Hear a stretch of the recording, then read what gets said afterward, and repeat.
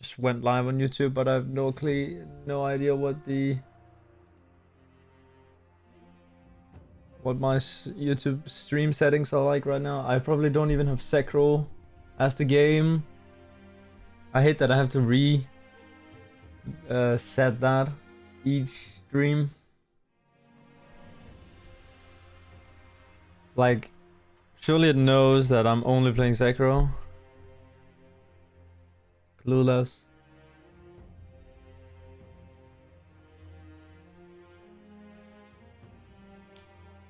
Yo, Zero, thank you for the good luck. Can I refresh this page without it breaking?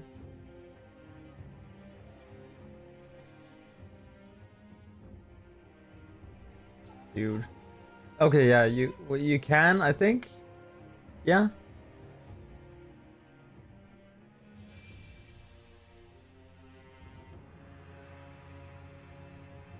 Twitch ate your streak. Unlucky. It did that for me with Sense the other day. I had a 20 streak build up. Now I'm back at 3. Got scammed. I still have my streak on Genso though. I have a 13 streak on Genso. I watch him a lot in the morning.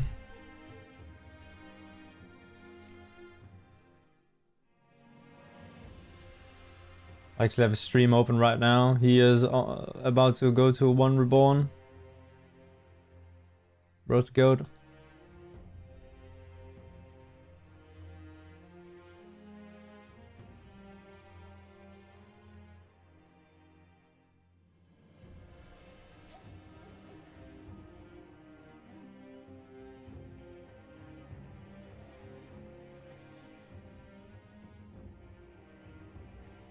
It's hard to maintain a streak, especially when when Twitch only bothers to tell you about it.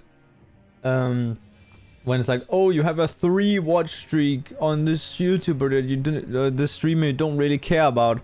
Do you want to maintain it? But then when you have like a 20 streak on your favorite streamer, it's like doesn't even give you shit.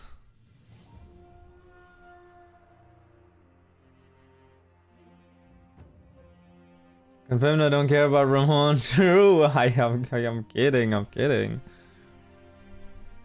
And that you're my favorite? Nah, bro. You're not him. It's no secret Saratoga is my favorite streamer because that stream, like, I don't even know, like... yeah. That stream is so baked. That's the only way I can describe it. The centipede stream. Yeah, Sarah is so funny.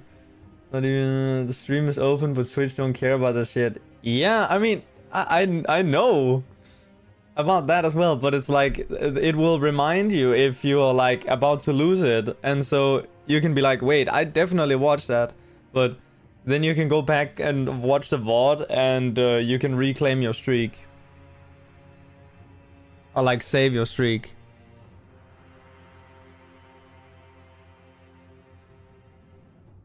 Fever Dream. Yeah.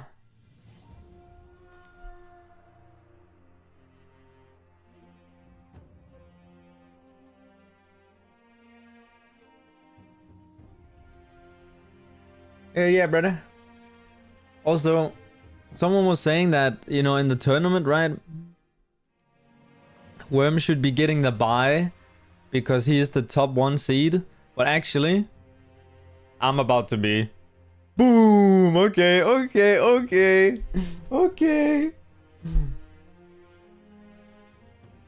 Marasuckas.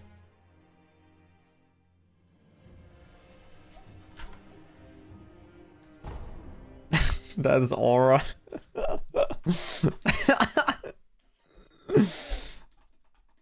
Is it calling yourself the goat? Is that aura?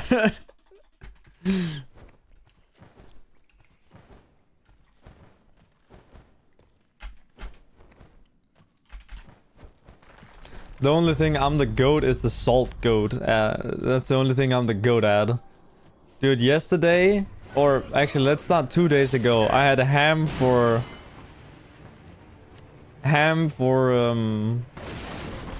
what's it called, dinner. Then for breakfast I had leftover ham, and for lunch I had leftover ham. Then for dinner I had instant ramen and a bag of potato chips, and then for breakfast I had another instant ramen. I am the saltiest entity in the known universe.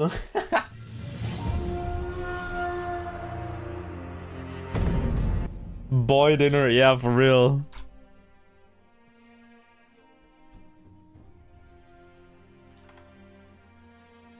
Dude, no one's on my level of salt content. Absolutely. Like, I'm on a whole nother scale. They need like a new theory of the universe to describe my existence. To take my existence into account. Einstein thought he was cooking, but nah. He wasn't.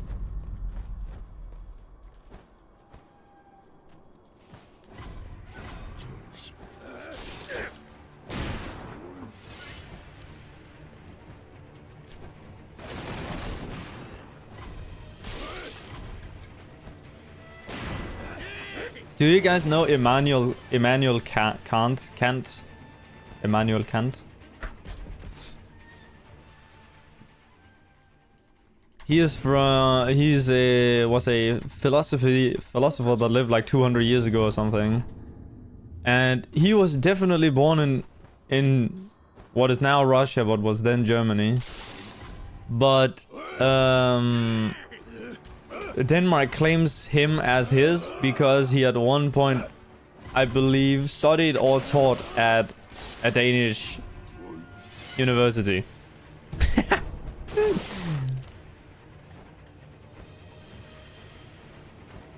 It's sort of like with Chopin and Marie Curie. I think they, in that case, both were Polish, Marie Curie and Chopin, but they're like claimed by like France or whatever.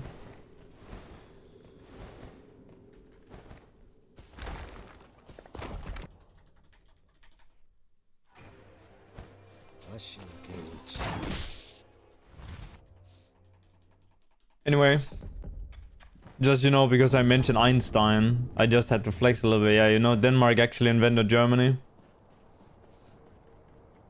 You can actually make a historical case for Denmark inventing Germany, okay? Because Bismarck, right? He like invaded Denmark twice, right? Or some shit. Or maybe it wasn't him that did it twice, but like they did it like twice, right? And in the first one we got kind of helped out by our allies, and then so that Germany didn't just completely fuck us, but kind of backed off. And then the second one, they just fucked us. And that led to the formation of the German state. Holy shit. Denmark invented Germany.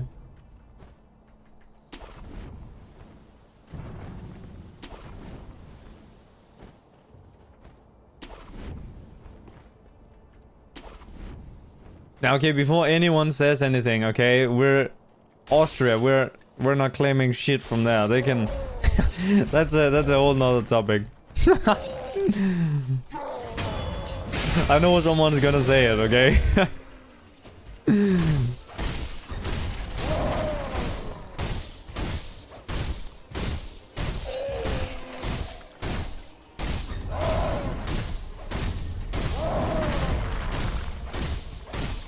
Oh, wait. Ow! Oops.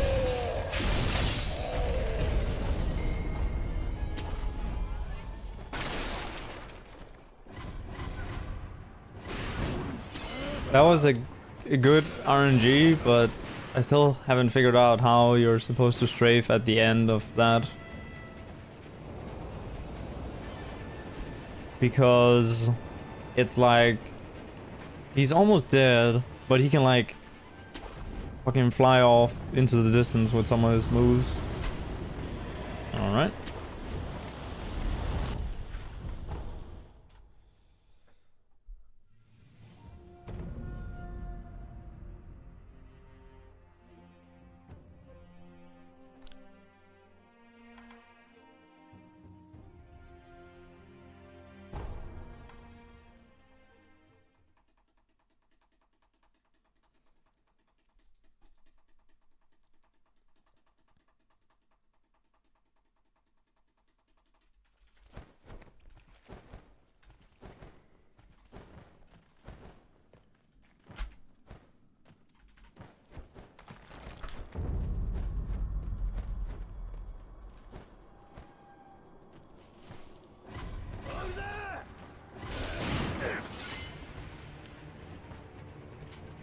Oh.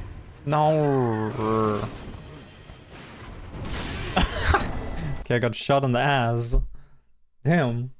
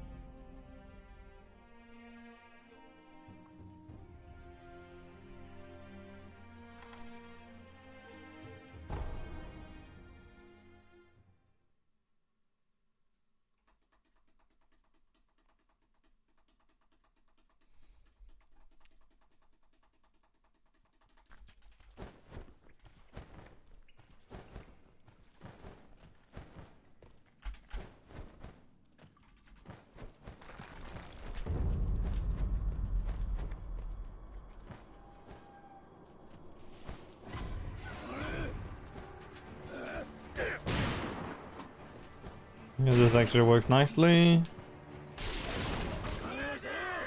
Oh, okay, I got that lock on as well. Nice.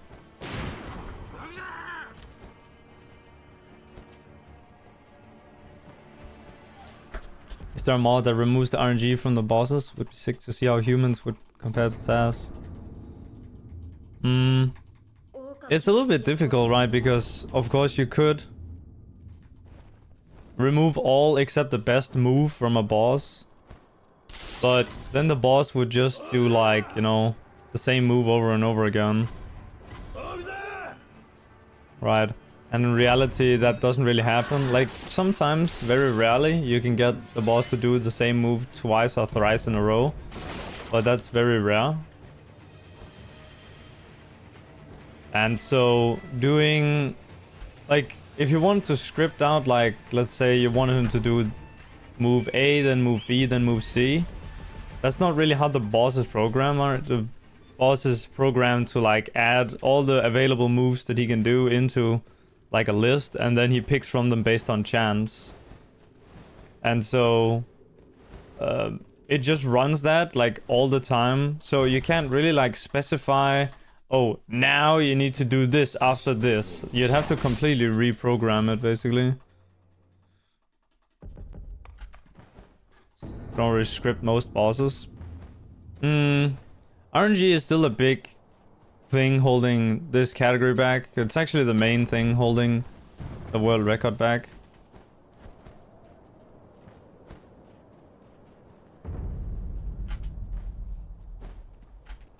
And yeah, there are some script strategies, but like oftentimes what will happen is that someone discovers a way to do the boss even faster, but with less safety or with less consistency, you know, this, with the fight being less scripted.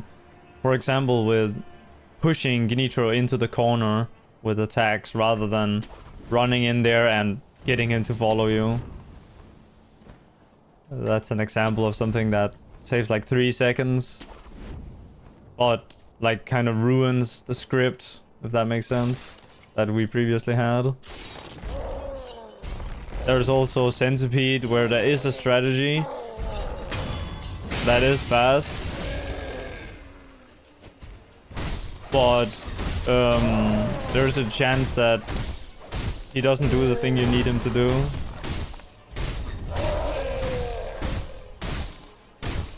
Gonna climb. Oh, I got a block.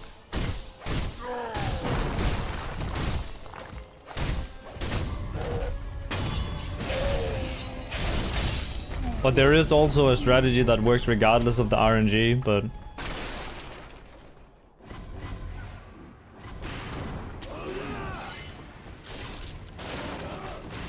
And also Gyobu, I mean, it's mainly Gyobu, right? Gyobu's like... I mean, technically infinite seconds between the best and the worst, because in the worst you're just forced to start over if you're at the world record level.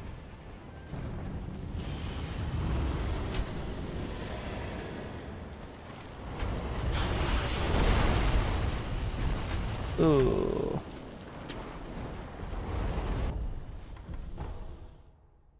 Save organizers. Well, there would be, you know, anyone could do like a segmented run where they play out each segment and then stitch it together to a video. The only issue is that for this run, the first segment is 8 minutes long. No, that's not actually true. The first segment is of course like the tutorial, but then after you exit the tutorial, there's 6.5 minutes of gameplay in one part, and that's all the most RNG bosses right after each other. Or well, not exactly, but it's like the largest chunk of RNG in the run. And if you can get that part, I mean, if you can get that part in one segment, then you might as well have just went for the world record, because that can carry you to the world record or to near the world record if you get the best RNG in that part. That's what happened on the newest world record, which hasn't been submitted to the leaderboards yet. He got the fastest, like everything Genichiro and before ever, and then he just got the world record because it's that part of the run that matters the most. Gyobu.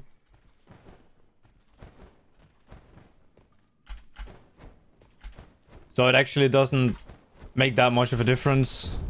I mean, I guess some people would say, oh, you load in a save here, and then you can like quit out and make a save here, but it doesn't really work, because you can't move instantly when you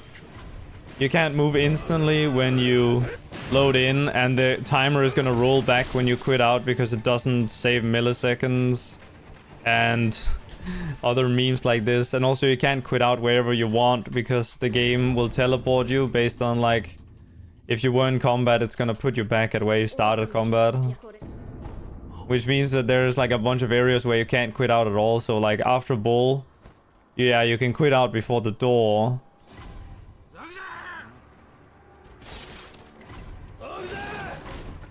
I guess.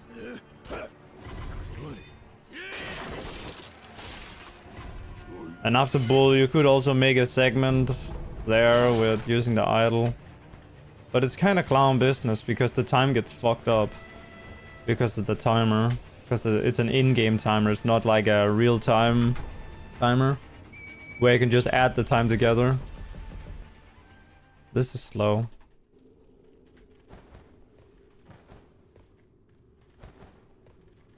But there are like other solutions to this. And the main one is like for a segmented run, you do it like, I mean, you like do each segment up to a black screen or up to a anything like this. So you'd have the first bit of the tutorial, you know, you can have all sorts of shit there because there's like a bunch of black screens, right, where you could make the segment on, where it could be a smooth edit, where you can add up the time so that it's actually possible to replicate, unlike with if you quit out and load back in and then have to fix that up. You aren't certain that you fixed it in a way that's actually doable in game. But if you do it with the black screens, then it's mostly like black screens and load screens and such, then it's mostly correct. Still not entirely correct, because quitting out has an effect on the game in itself, in like how fast things process. Like if you quit out and load back in, there are some enemies, right, that will take longer to start their patrol, for example, or take longer to do the thing that they would normally already be doing if you were just like running there, is what I mean. That's just an example.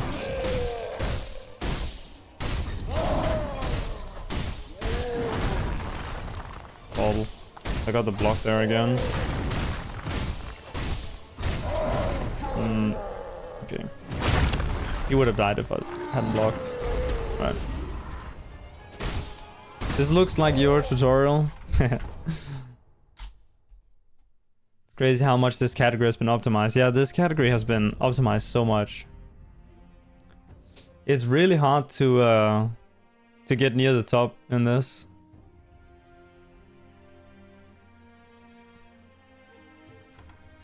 I do think the TAS though has more, like TASing has more applications for not glitchless.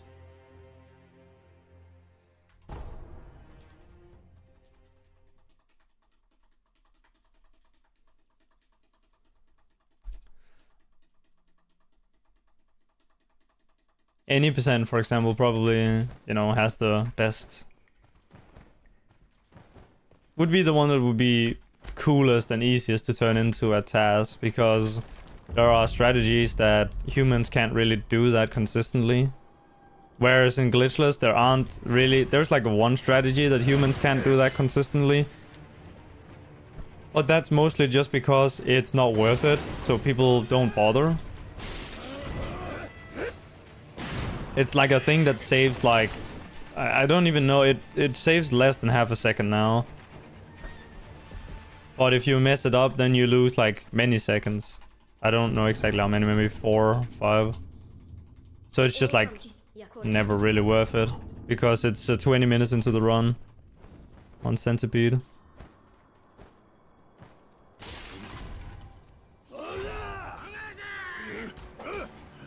And it's not even a, oh, in 5 years it's gonna be worth it. No, in 5 years there's gonna be a better strategy.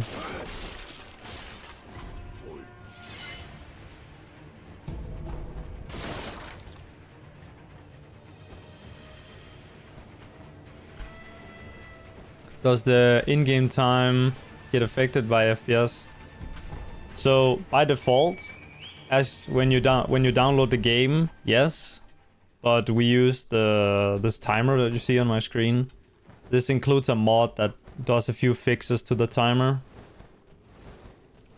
So all the runs for the speedrun.com/Sekiro leaderboard are required to use the mod timer. At least all the PC runs. For the console runners, they have their own leaderboard where they're allowed to use the normal timer. Because of course you can't really install like a modded timer on console. But for PC, we use this timer that has a few mods in it that fix the timer so that it's not FPS dependent and load time dependent. Those two things. Because there's like invisible load screens in the game. When you walk into a cutscene, there is an invisible loading screen at the start of the cutscene and at the end of the cutscene. That can vary depending on how fast your PC is, basically. So that's why the timer kind of like looks weird when you enter a cutscene. It like pauses and then resumes. And then like pauses and resumes. Like in little bursts. That's because it's cutting out like a very small loading screen. But sometimes that loading screen on bad PCs can like bug out. And instead of being 1 second, it'll be like 20 seconds. I've seen it before. Oh.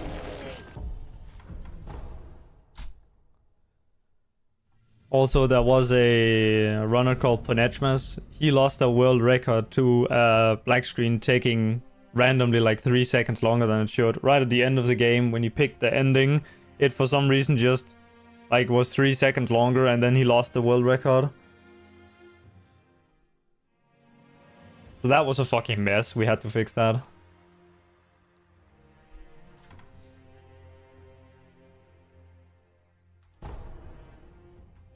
Didn't know about that, about Panet. Yeah, it happened multiple times actually, but it was like one time it was on the monkeys loading screen, or cutscene loading screen thing. And then on the other one, it was on the actual final black screen.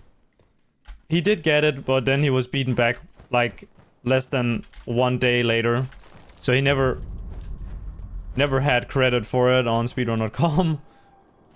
It was an Immortal Severance.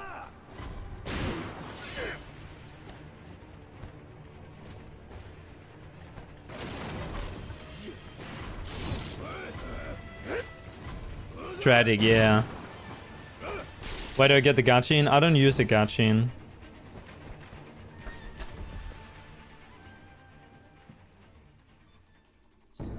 We have like a really dumb strategy. And it's like one of the kind of large discoveries, you might say. Large optimizations in the last few years. It was discovered in like 2024. For the monkeys fight, you can do the grapples in a way so that like as the 2 monkeys on the middle are jumping away, you can intercept them both in the air and then kill them like simultaneously without them running away. But it's really fucking hard. And this way you don't need any gachins for the run. And you can save like 5 seconds.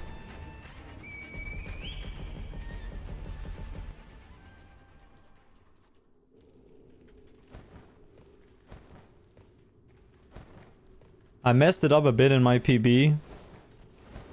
And had to go for like a backup. But we have like a backup where we can like manipulate the guys to... Okay, if you only catch one of them, then you can manipulate the other guy to go up to the other guy so that you can kill those 2 at the same time. The purple and the red one.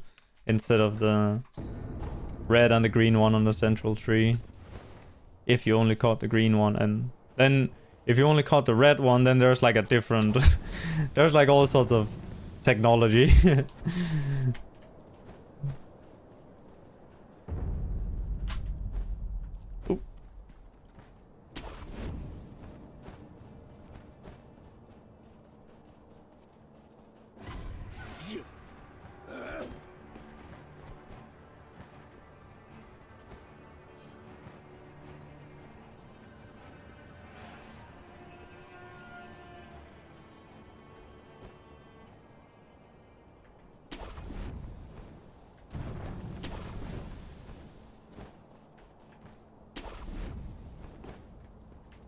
But when I'm doing the races for the speedrun tournament, then I get the gachin because doing the route without gachins is so much harder and so much more risky. Like you can just randomly get spotted by this guy. Not quite randomly, it is skill based, but it feels random. And then on Gunford you just kind of get murdered more often if you don't have gachin.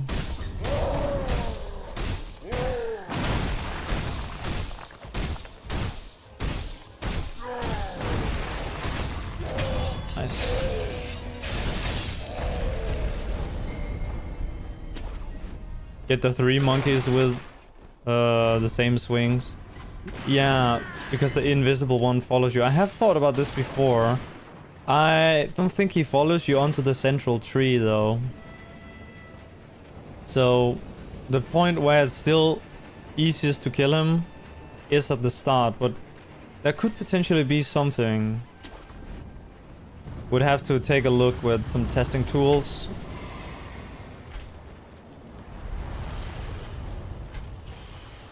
But his pathing is also quite weird because he doesn't actually follow you. He runs around kind of, not randomly, but he like runs around. And then every few seconds he's teleported to you. That's why it's like weird, because like the explanation is, oh, he follows you around and then you're like attacking all around and he's not there, but then suddenly he is. That's because he's like, he gets teleported to you, then he runs away from you, and then he gets teleported to you, and he runs away from you in like an infinite loop.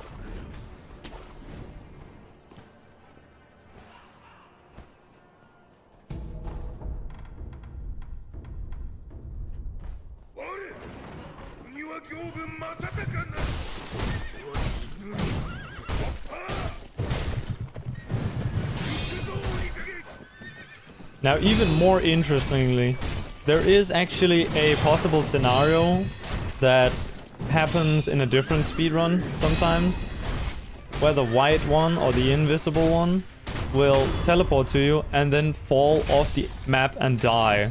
So you wouldn't even need to attack him. But there is also a strategy where you can like throw the monkeys into the void. But it's not clear if, at least it's not clear to me, if that's like, oh, is that legit for glitchless, you know? Because the strat is like, okay, you gotta like limit your FPS with like either like an external tool, or you have to spam print screen with a scroll wheel. And then you can lag out the game so that it throws them off of the edge of the map and insta-kills them. Which is a little sus. Okay, that was a great Gyobu. I kind of fucked it up at the end there though.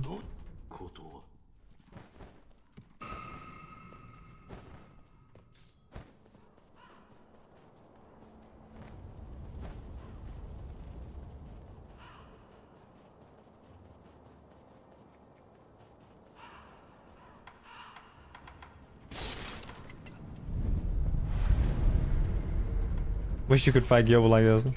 I gotta practice and watch my 45-minute rambly tutorial. 616 on the door. Very nice.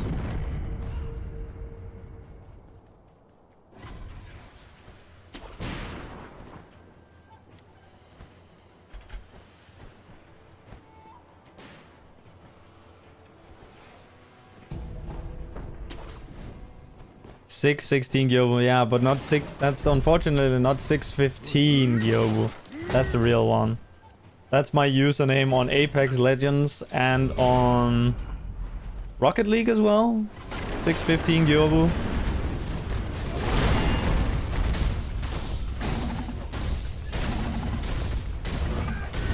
Yes.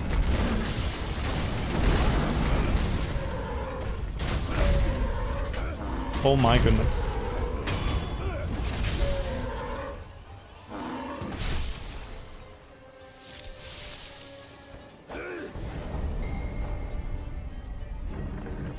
I gotta get lucky here. It's actually a little bad that he was in my face, because it meant that I couldn't use the idle strategy to get max HP there. So now I have to get lucky on the shurikens.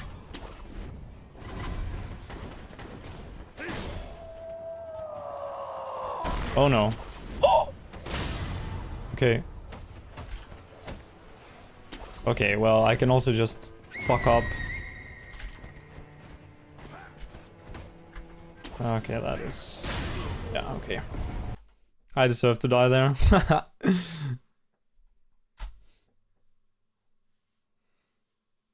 Oops.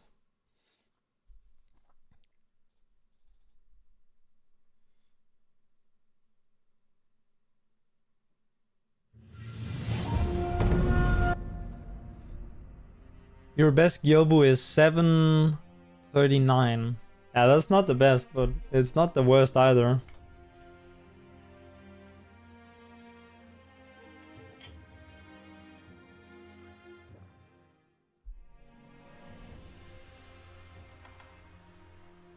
Asshole, I'm just telling the truth, bro. I mean, I've seen people with a 15-minute Gyobu door. I've seen people with a 15-minute Gyobu door submit like 5 runs. You know? Like, it's their 5th run and they're still like on 15-minute Gyobu door. So, I mean, don't feel bad. You're only comparing yourself to...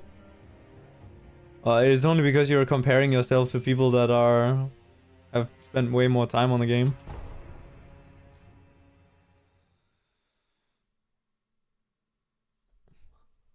Take you a few more 100 hours? Yeah, probably. That's kind of how this shit works.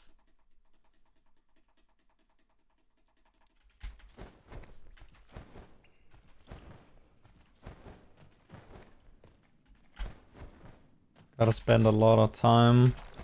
This game is so competitive, man. You can't just have like 1,000 hours and be like the GOAT, like you can in many games, many speedruns.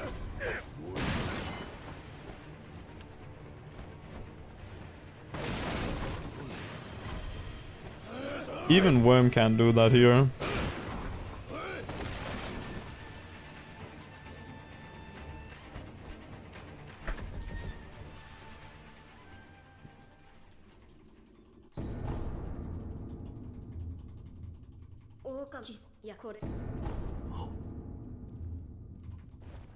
Mucho cojones. Super competitive game. Yeah.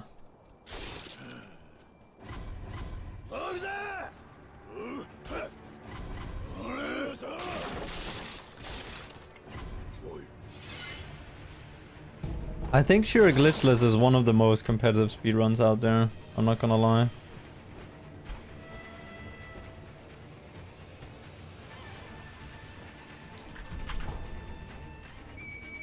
Because there is like a new run every day on average submitted to just that run. In some periods it's like 2 to 3 runs per day, but I think it averages out to a little bit over 1 run per day. Coincidentally, that is also like 97% of the submissions that go to that category. There is currently an all memories run on the queue. That's like crazy that you never see that. Like there are some categories in this game where you can simply just open the game and like get top 10 because there's not even 10 runs. But then you go to Shura Glitchless and then it's like 450 or 500 runs. I don't even know how many there are right now.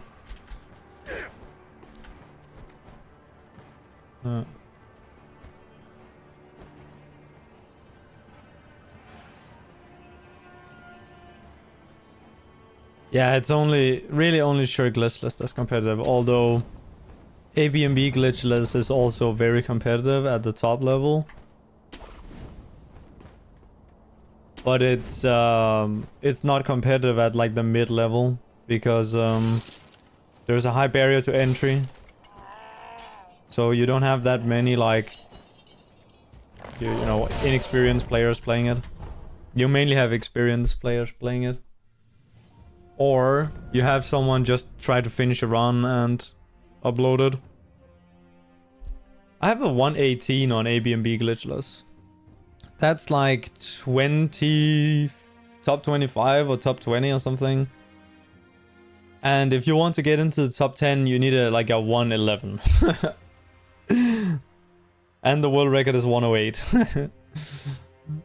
I'm 10 minutes away from the record. In 20th, and the guys in like top 10 are like only like a couple minutes away.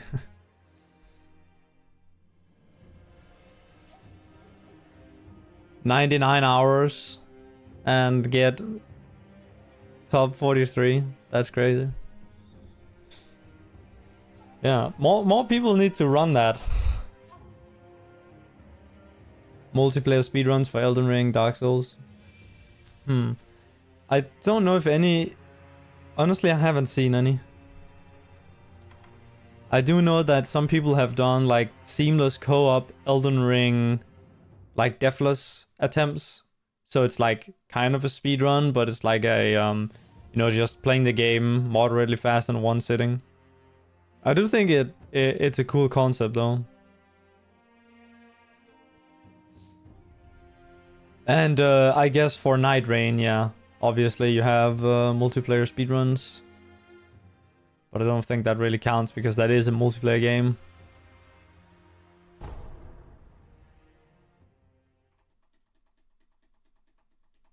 What?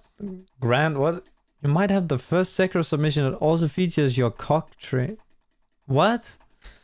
Oh, okay, I think I understand now. The movement on the rooster. The movement on the rooster in Mibu in Hidden Forest. Oh my goodness. Dude.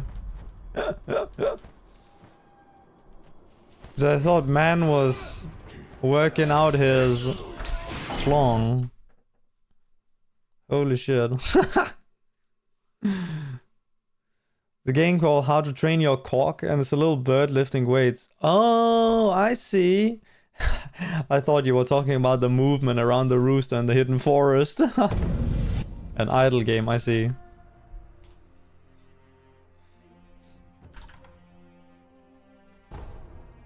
Hell yeah, brother.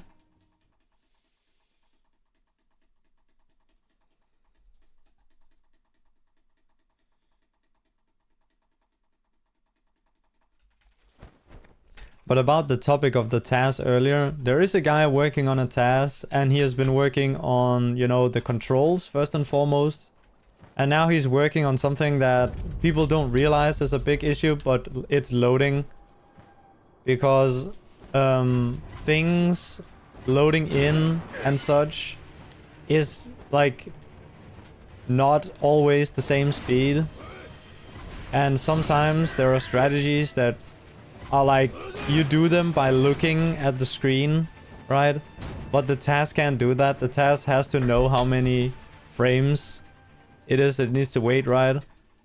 But sometimes the wait time can't be quantified in that way because it's based on like a relative timing rather than an absolute timing. So instead of being like, oh, it's 57 frames after the game starts, it's like, oh, it's like 3 frames after you see this thing on screen. So it's like you have to wait for that thing and then you do the timing according with that. That's like an example of like a human strat that's really difficult to translate into a task. And then you have a task or like a strat with precise inputs such as let's say the double death blow or any of these other ones that have like a very strict timing where you only have to press buttons. There's no camera movement, there's no like character placement, anything like this. It's just pressing the buttons at the right timing. And obviously the task is like 100 million times better at that than humans.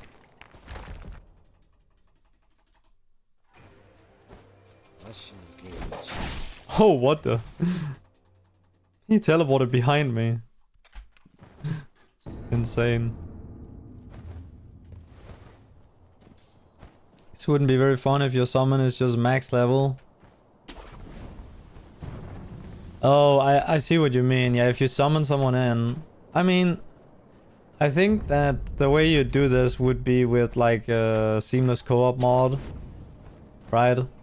Where you kind of have a closed off system. Like your... I don't even actually know how it works, to be honest. But like... The thing also with being online, right, in this game, you might not think that there is any online features, but if you're online and you have placed down a bunch of messages, you can get a random heal in-game or like on your character if someone likes your message.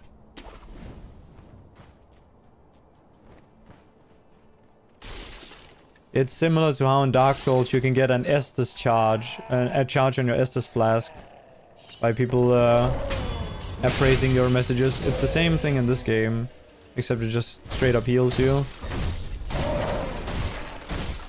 So if there was like a multiplayer run, right, you'd have to take this into account because in theory someone could set up like a thing where they have like placed like 1 million like messages down, right?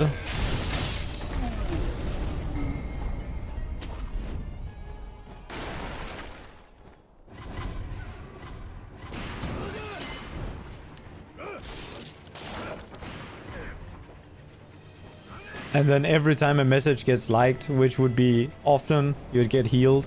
So you could just like tank shit and just like heal. Like, and you can imagine that some YouTuber with like 10 billion subs could like say, oh, guys, go like my messages. I'm about to get hit on this boss.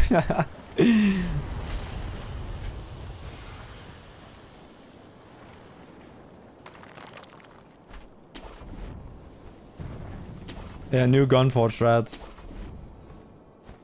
Aren't the input and tasks made by human? Yeah, but they're programmed. So it's like, okay, frame 1, do this. Frame 2, do this. Also, like, the human inputs, if you, like, took a run, right? And you copy-pasted the inputs, it wouldn't work on another run. Not only because of boss RNG, but because of this loading thing I mentioned earlier. Like, the loading times of things is not consistent. Like, the boss is not always going to be in the exact same spot, because sometimes he starts processing like a fraction of a second earlier. And so, to your human eyes, he's gonna be in the right spot, but the bot is programmed for a very specific timing, and that timing can be thrown off even if the boss is like 1 frame out of alignment for the setup.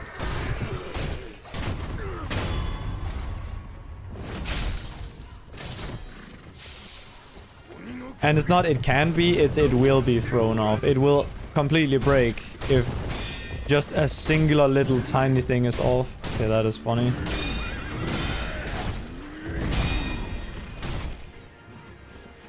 In terms of the timing.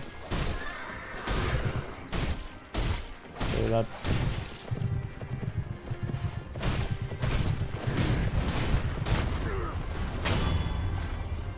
This is not good. Whatever.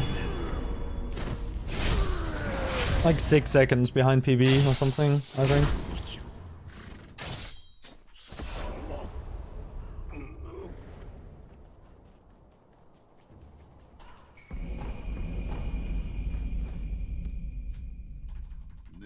Oh lol, actually not even. I guess it is 6 seconds behind my old PB. Or so.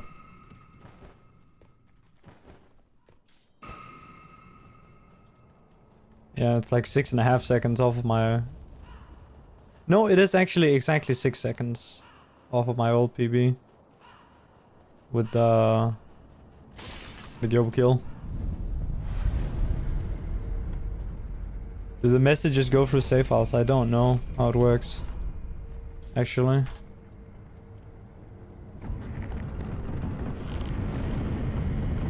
It's probably by Steam ID.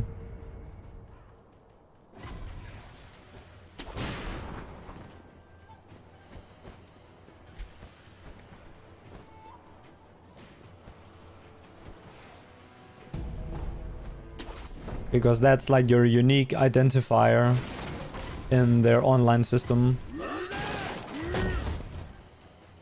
Because like if you get banned, right, you can just make a new Steam account and family share the game and then keep playing there. So it's not even tied to like your copy of the game. I wonder if you can even like use the same save file if you use like one of those mods that lets you remove the Steam ID from a save file. It could be an interesting experiment. You like get banned and then you make a new account, Steam family share the game, then take that save file that you had on the old Steam account that got banned, and then you run it through the tool that makes it loadable on a different Steam profile, Steam ID thing, and then you load up that exact same save file that you got banned on and see what happens.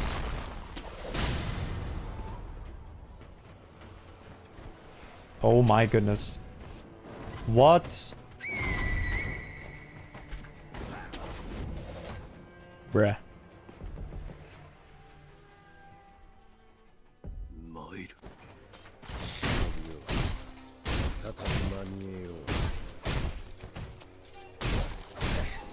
Go pay.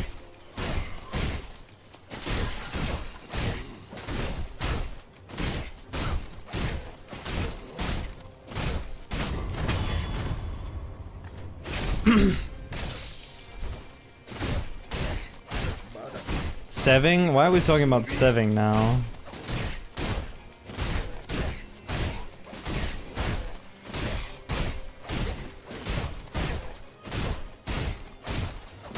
I swear people just name drop Seving even though they have no clue who Seving is. They think Seving is a glitchless player. He's not. He's a no air swimmer.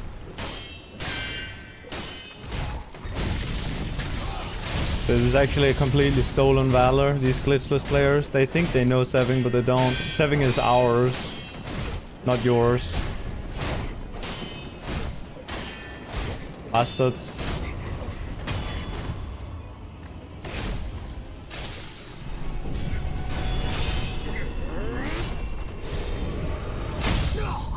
Yeah, I have a private Discord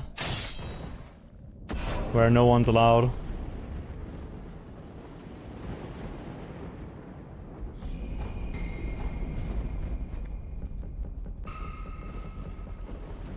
Yeah, pay leaked.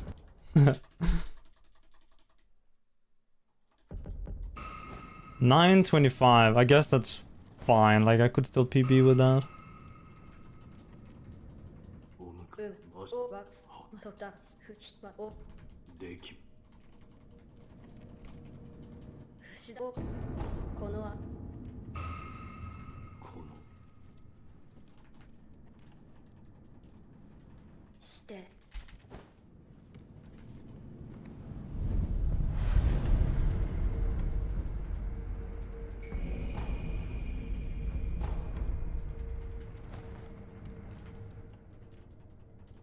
Oh, what up, Yobu?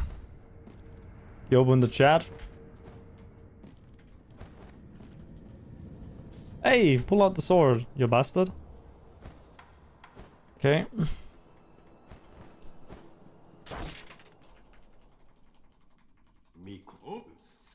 What's the time save with going upstairs was opening the window? Like 0.9 seconds.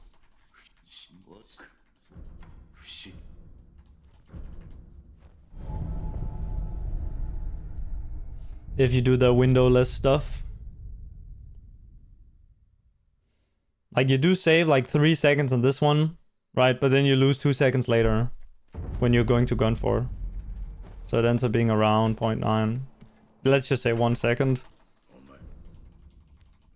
Actually, I guess in my timing, I did say it was half a second to 1 second when I timed it.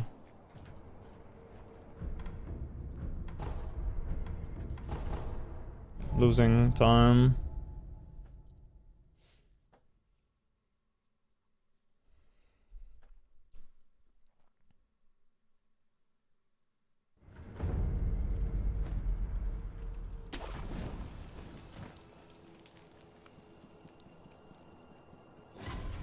Yeah, for most of us it's 0.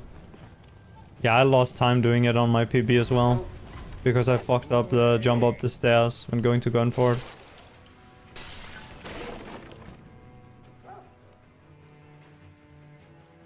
Had to commit to the time loss to get better at it gradually, yeah.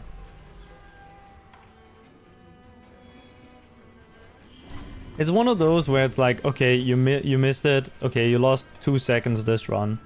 Whatever. You can just save it on the next one. It's not like, oh, you missed it, now your run's dead. I think it's fine. Of course, you should probably practice it if you're missing it.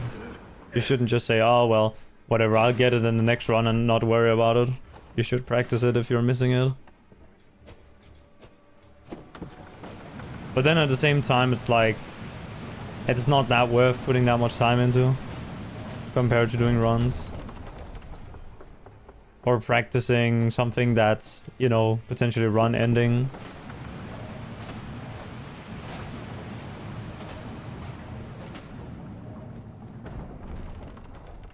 If you do windowless, you'll probably get sub 30. No.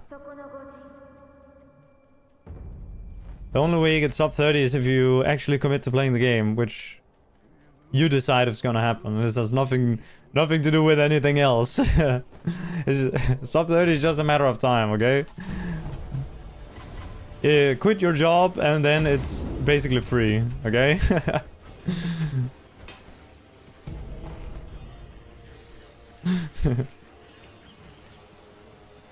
Missed it, now sub hour dead. Yeah, for some people, for sure.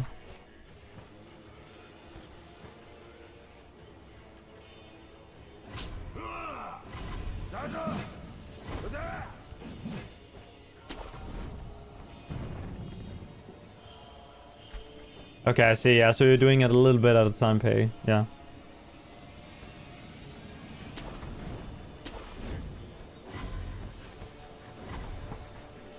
I think that's a good approach. I do that a little bit with Guardian Ape, because Guardian Ape is decently consistent for me, but I still try to practice him. I don't practice him every day, but I practice him maybe like every other day for a little bit. Also do that with Ishin.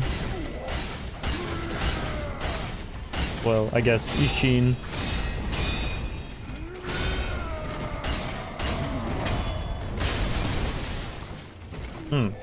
Okay, fair enough. I did the wrong strategy again. Okay. I forgot that on this RNG you're supposed to have him here, so it doesn't work over here. Aspect ratio, yeah.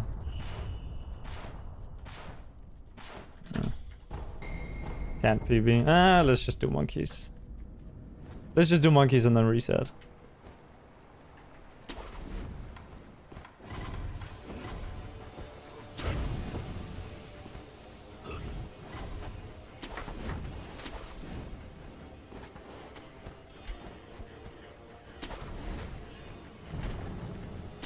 Boom!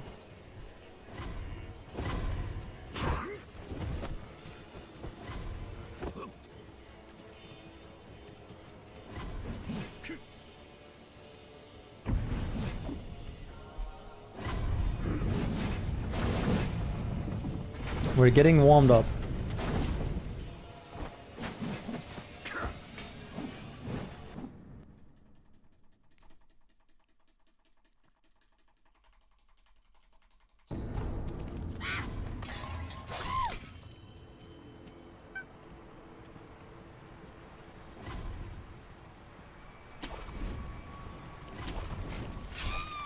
Bro.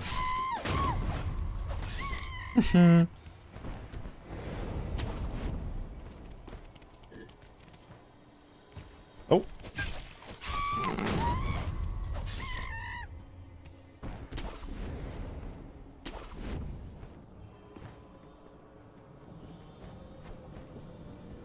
No! Wait, I thought he would...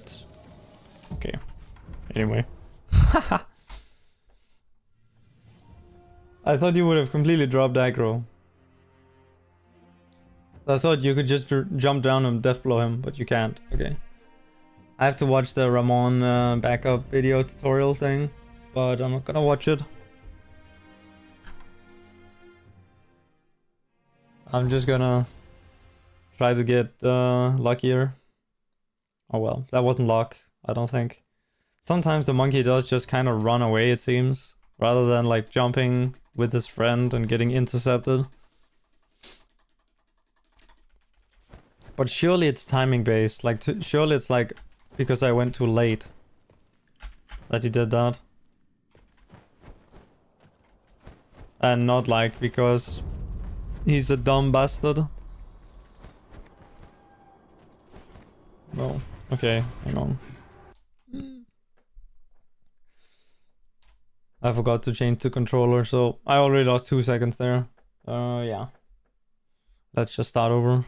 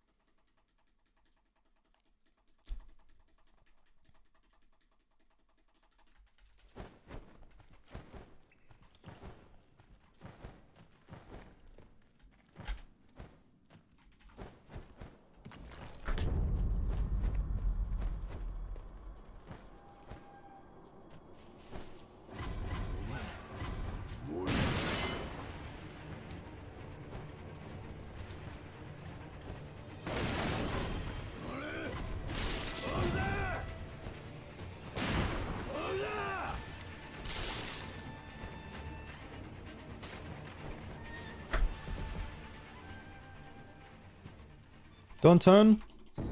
No.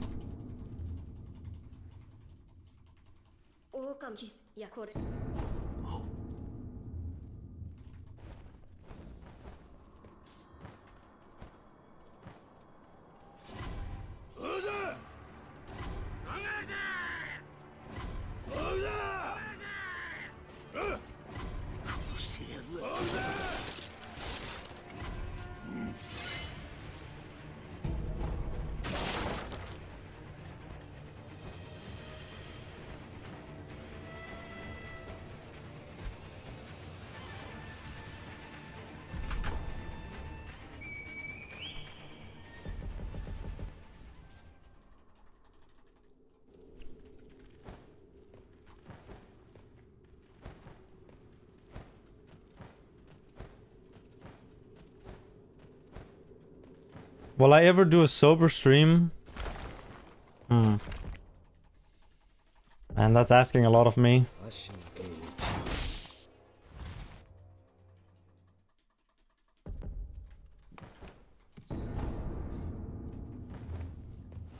People used to play the game in Spanish. Yeah, a little Aggie famously played the game in Spanish because Gyobu sounded funny in Spanish.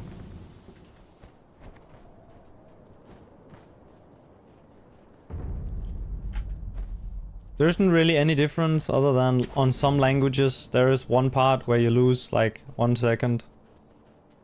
Because Kuru has slightly... Well, it's not that the dialogue is longer, it's just that there's a scripted sequence. And during scripted, there's a scripted like speech that Kuru does at one point in the run. And during dialogue speech, like when a character is speaking, you can't pick up items. And at that exact moment you need to pick up an item, so... yeah. But that's only in English and maybe... I think it's only English. So, as long as you don't use English, like... it's... Most people just play in Japanese, which is the default.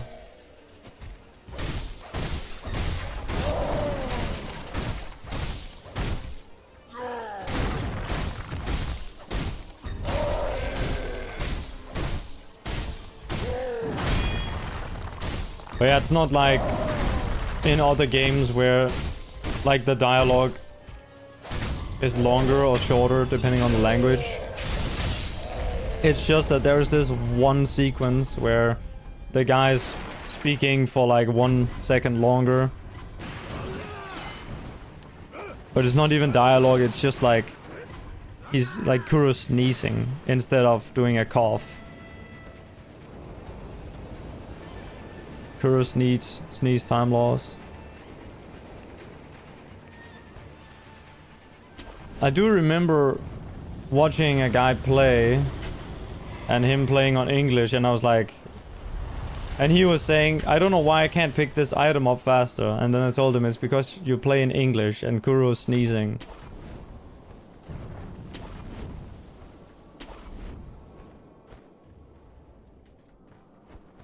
As I remember it, which may be remembering wrong, in the Japanese one, he coughs 3 times, and in the English one, he sneezes 3 times. And you can think about, like, if you had to do a fake sneeze 3 times in a row, compared to, like, 3 fake coughs in a row, the sneezes take longer.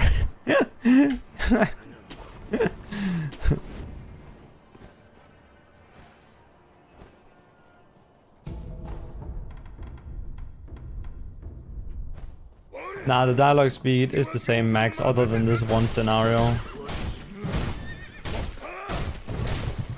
Because, like, we don't listen to the dialogue, right? We skip it. And that's decided not by how much they have to say, but how many individual lines there is.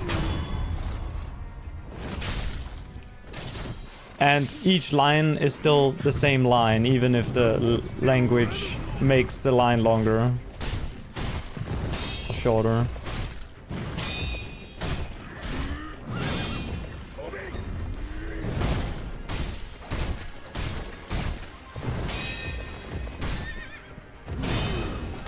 Okay, this is fine.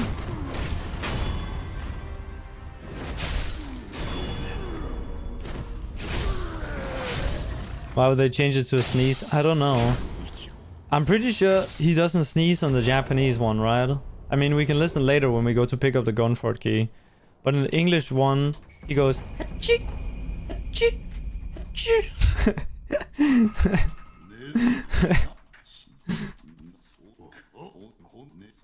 It's a woman who voices Kuro, by the way.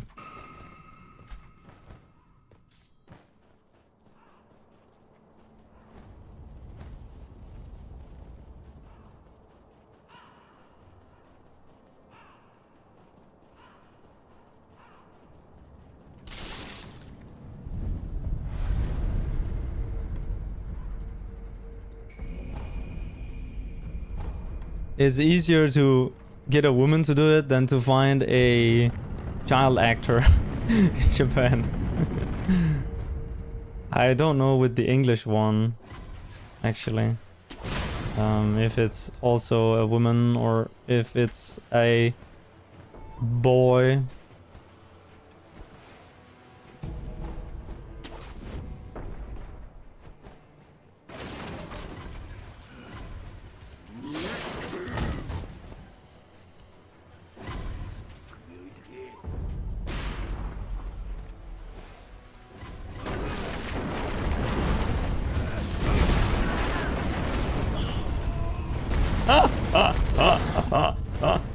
Okay. All children are legally obligated to be voiced by women in Japan. Yeah, it's kind of interesting how it's like that. I did kind of fuck that up. I went too far on the right. I should have gone further forward before going right.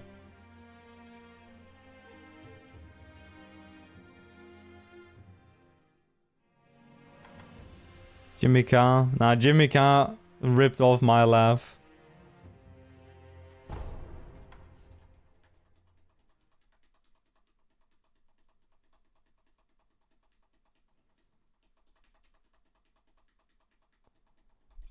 And he does like longer bursts as well. I definitely talked about this before. He does like...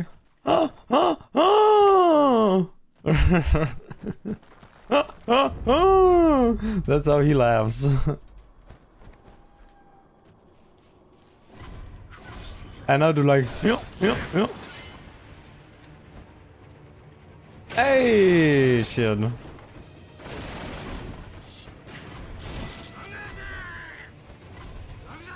Also, he does it outwards. I do it breathing in. I don't know how he does it breathing outwards.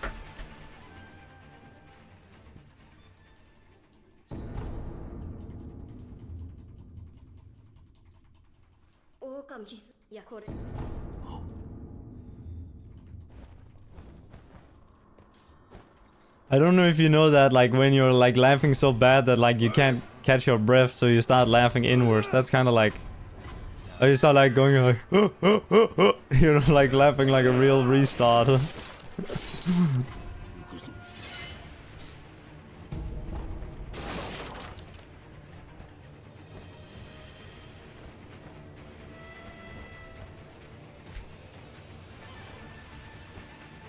Ramon. Yeah, Ramon.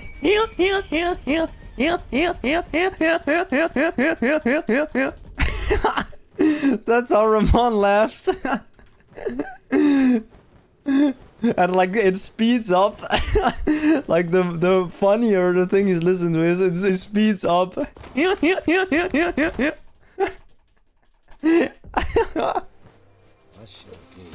Oh. Nice. A duck.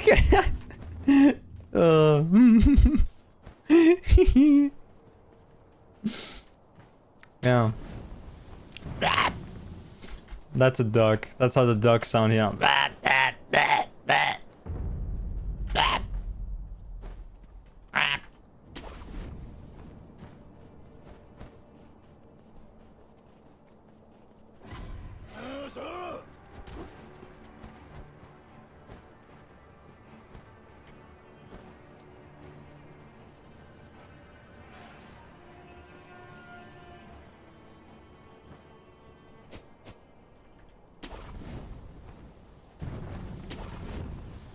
I really miss the old Anders laugh, the tea kettle.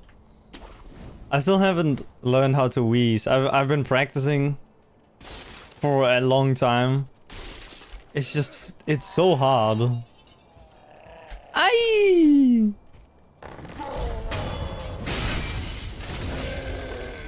But he changed it up. I still like his new one, but man, the old one with the wheeze, that shit was so funny.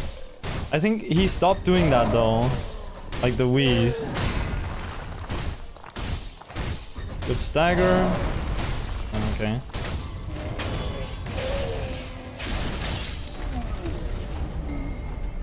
The Anders wheeze was my favorite one.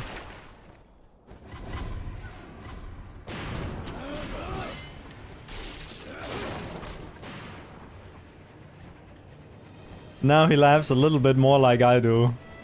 Like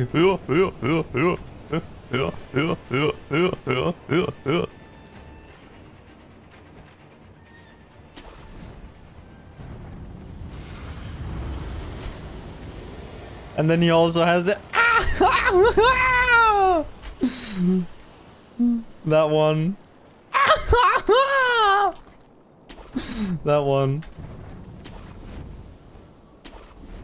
Except he's like crying in his like there's like it almost sounds like he's crying as he's saying it.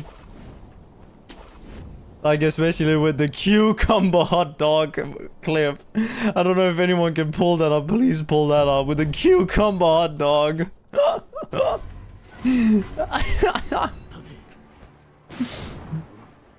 A legendary clip.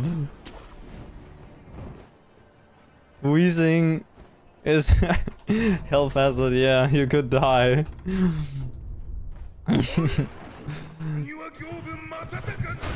I wonder how many people have choked to death watching Anders from laughter. Probably a lot.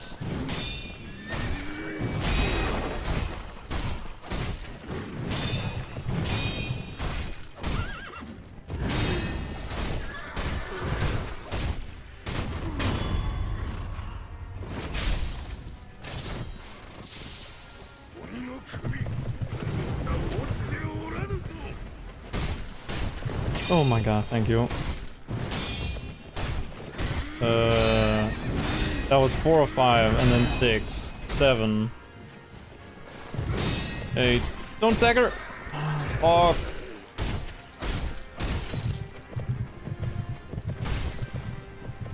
Nah, I fucked up. I knew I shouldn't have attacked there. Fuck. I miscounted.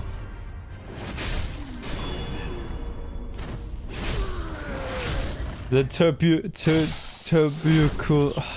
tuberculosis one. Jesus. Tuberkulose.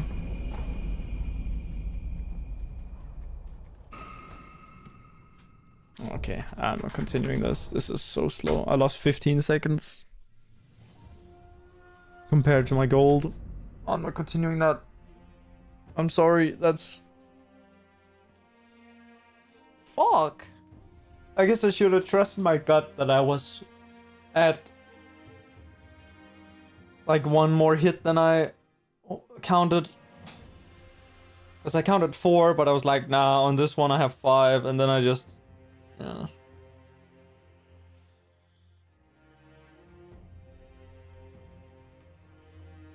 Should have just waited. He would probably have done the kick and then a follow-up, and then I would have one-shot him after that. And it would have been time loss, but decent. Okay. Go again.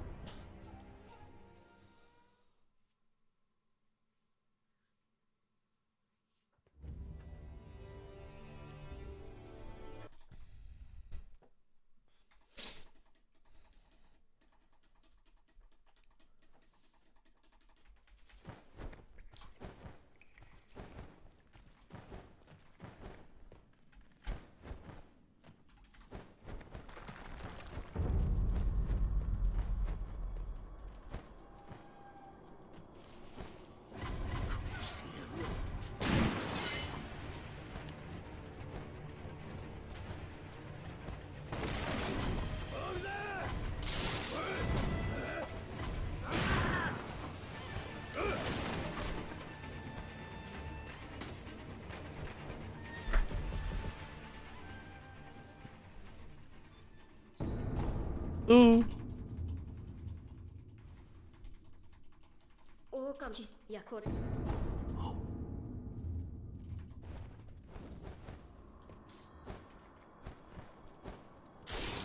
Oh yeah, this is the one.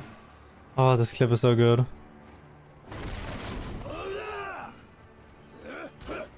Might be the best clip. It is one of... Dude, I always laugh at this clip. And I sometimes randomly just break just thinking about the clip. You know, I just like can't even like not laugh thinking about it sometimes.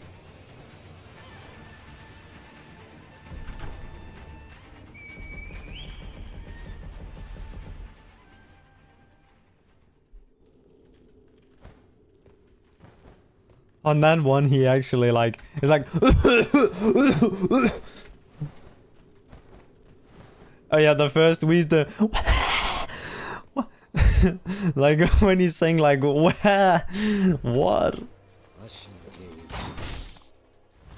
and then he just like goes into the craziest wheeze and then just starts coughing like crazy. Yeah, yeah, yeah, yeah. He literally chokes. Yeah.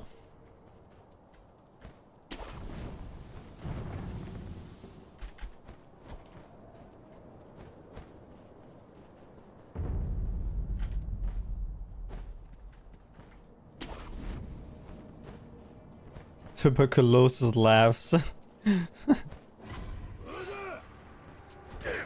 What? What? What? Nah.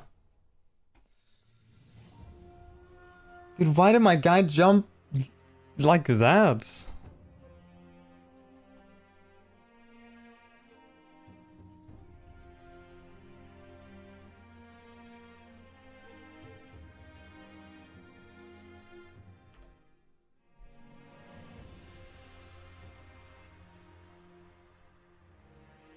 Hang on. This is important.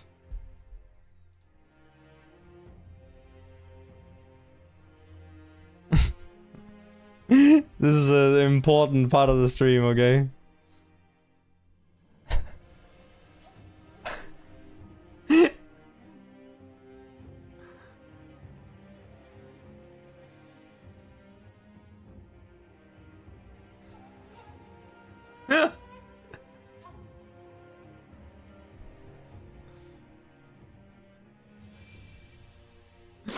Oh man, oh man. Yeah. So the BRB was in the way. Could you even see the Q combo? Hang on. I guess we're watching it again. Sorry. We're watching it again at higher volume.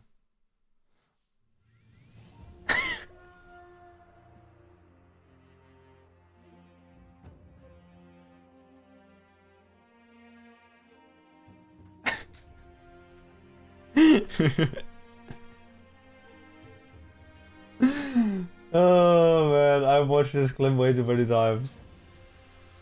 And he did that one where he goes like, ha ha ha ha, you know? Except, you know, he's like almost crying when he's doing it. He like builds up for the final long like laugh there. It's like charging it up.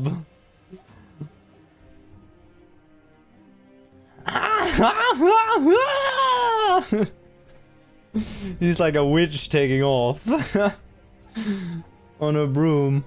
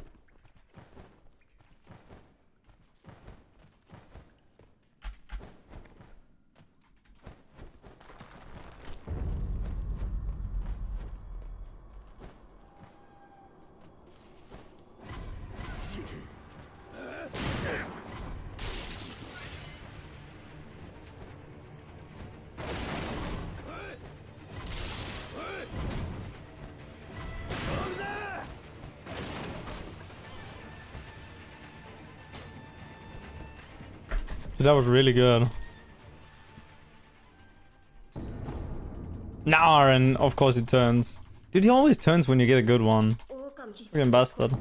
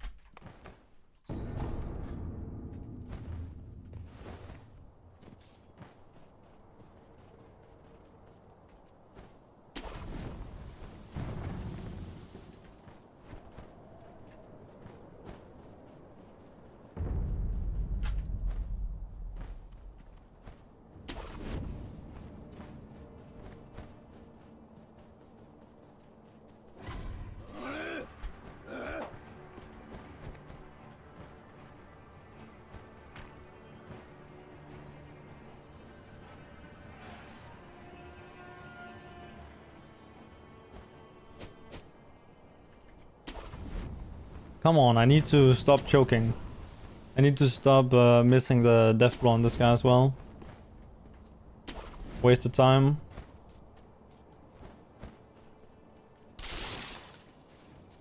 Boom, boom, boom.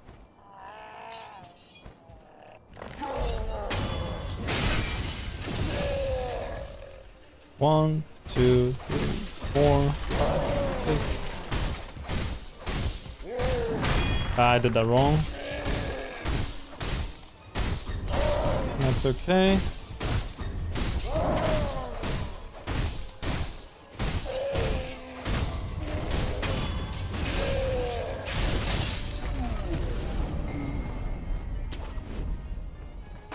Nice.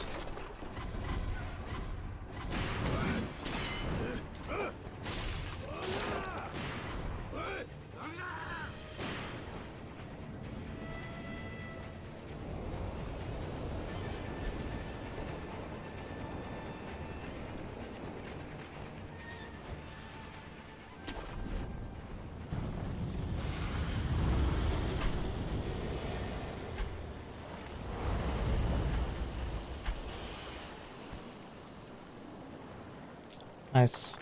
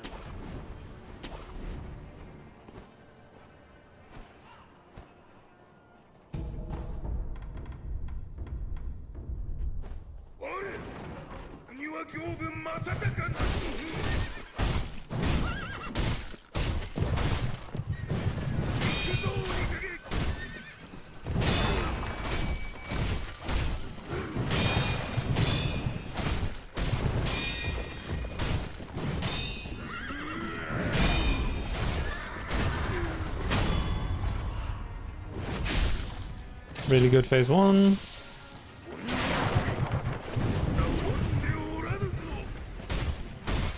Oh my god. Oh my god. Oh.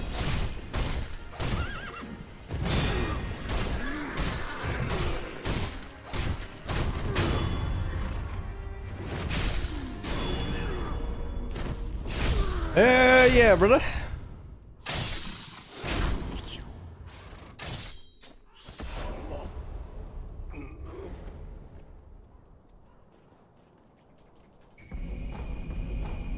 Yeah, that was a crazy Gyobusi. Dude. Oh my god, that was close to my gold. Oh my god. Oh my god. The double spin. Oh, and the double jump. Oh, and the kicks. Oh.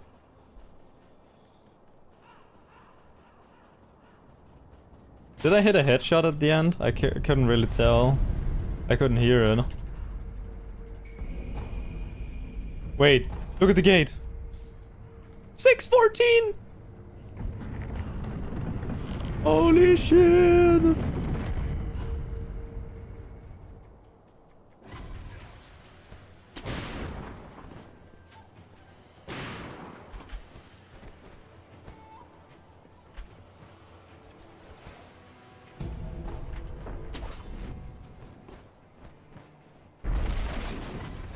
Time to lock in, time to lock in.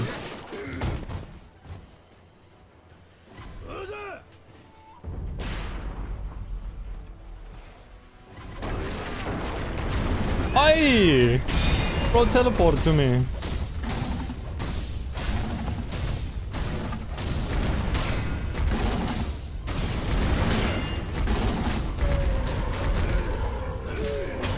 Okay.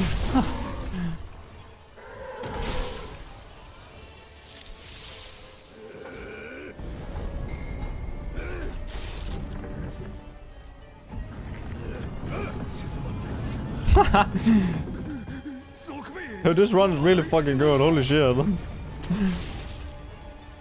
Probably gonna miss front dojo again.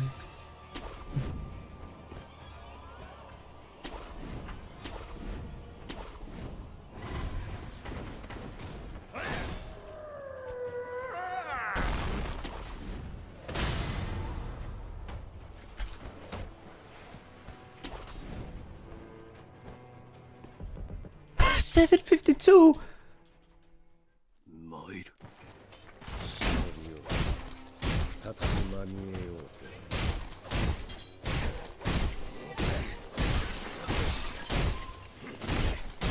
Dude, if I get double lightning now. Oh my goodness. Oh my goodness. It's gonna be insane. Oh, I get... Oh my goodness. Oh my goodness. Oh my goodness. Hang on, we have to watch out for arrows here.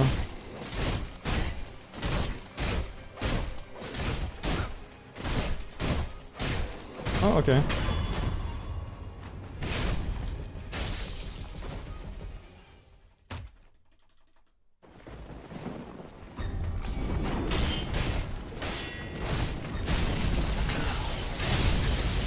One, two, three, four, five.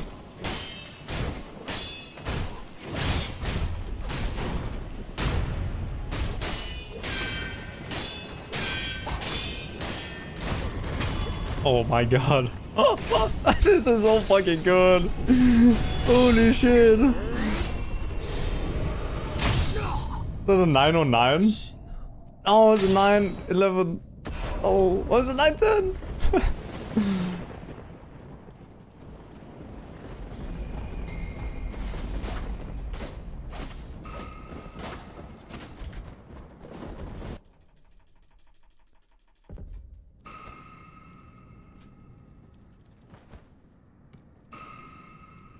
Holy shit.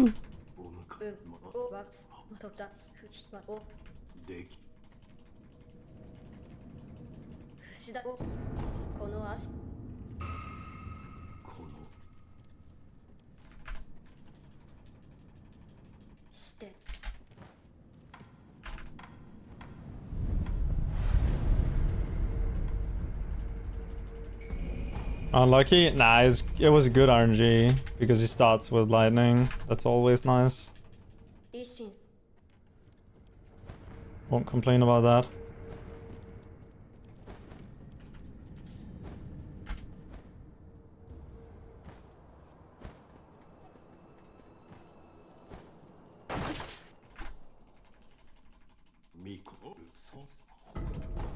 Oh, it's bugging. The door is bugging. Oh, it stopped.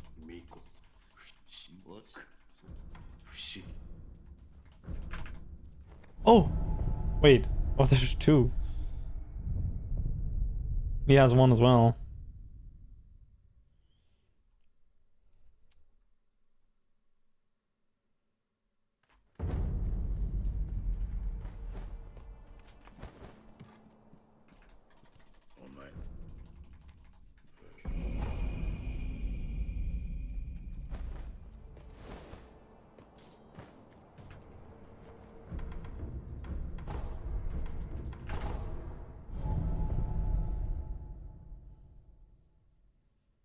Door's tweaking to my pace, yeah.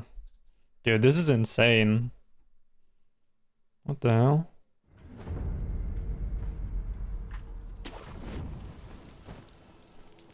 $11.02. That's definitely my best pace ever there, for sure.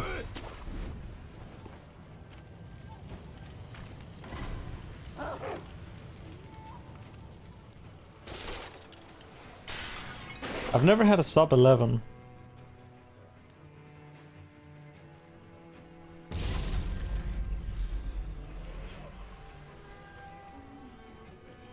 That's like some Yuruka business.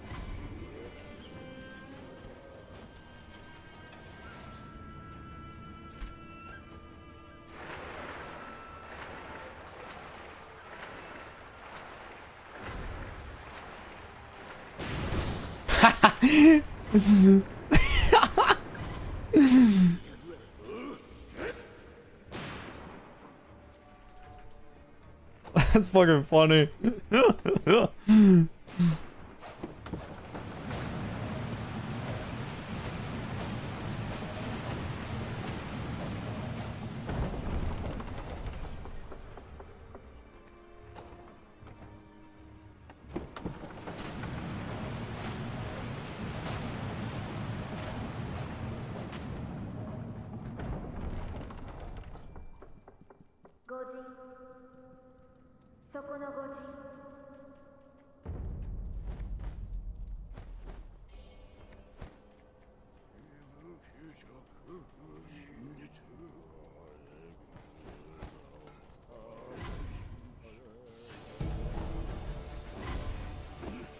I'm gonna die and going for it on this run.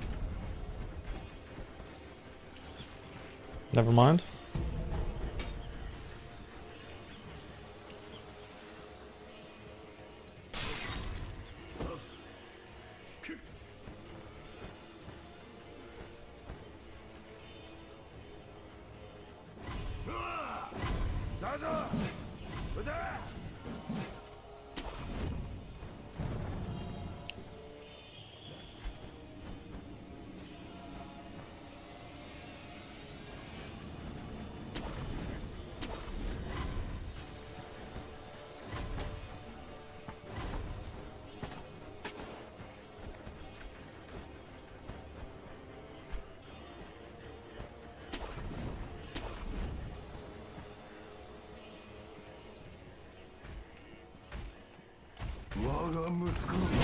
One, two, three.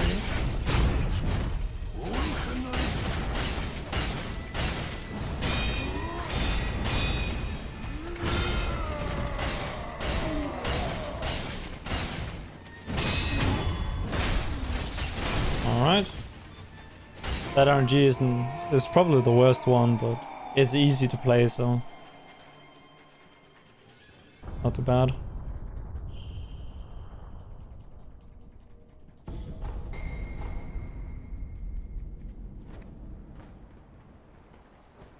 Curse of Ra. Going for goodness. Well, surely it can't be worse than on my PB. So.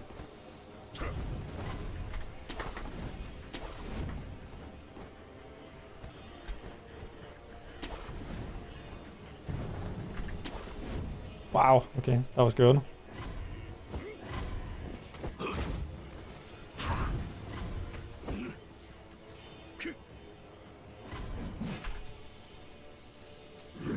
You cursed them? Hell yeah. Appreciate it, buddy.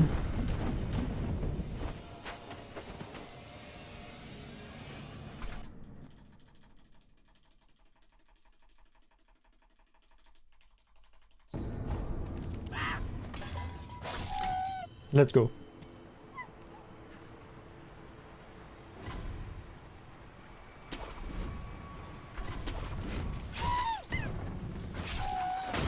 Okay, we have to do the backup.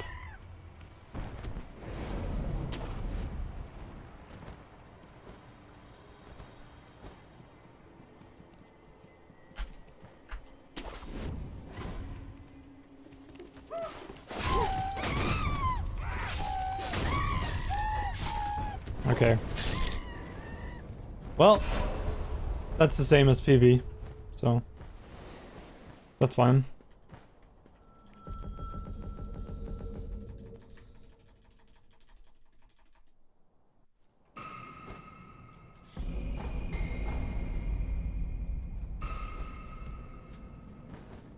I went too early on the grapple.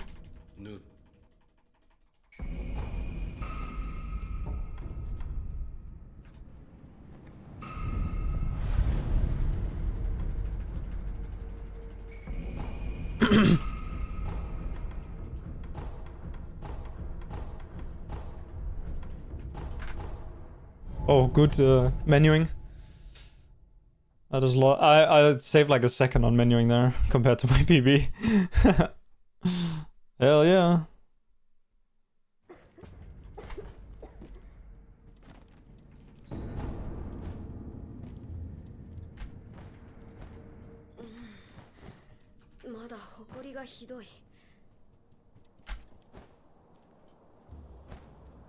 Nice. Okay, I'm now 10 seconds ahead. And I have another 10 seconds coming up here. I just need to not fuck up centipede. Also, I need to get lucky on Gunfort, but that's besides the point.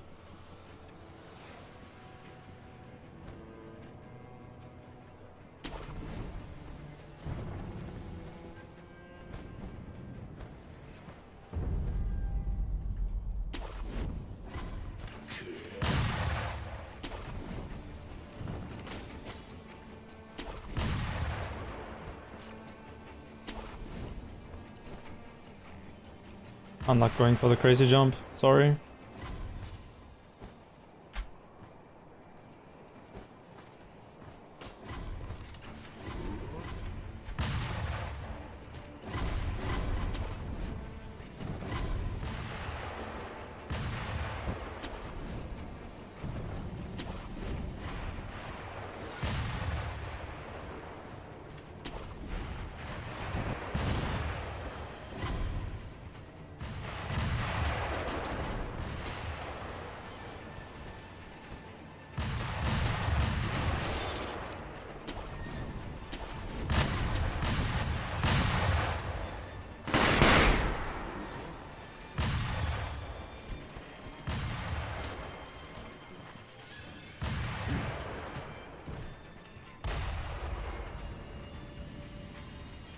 Holy shit.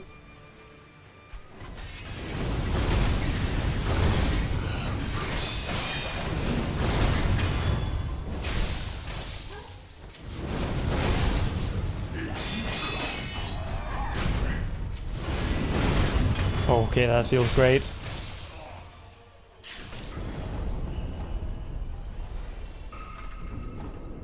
That feels fucking amazing.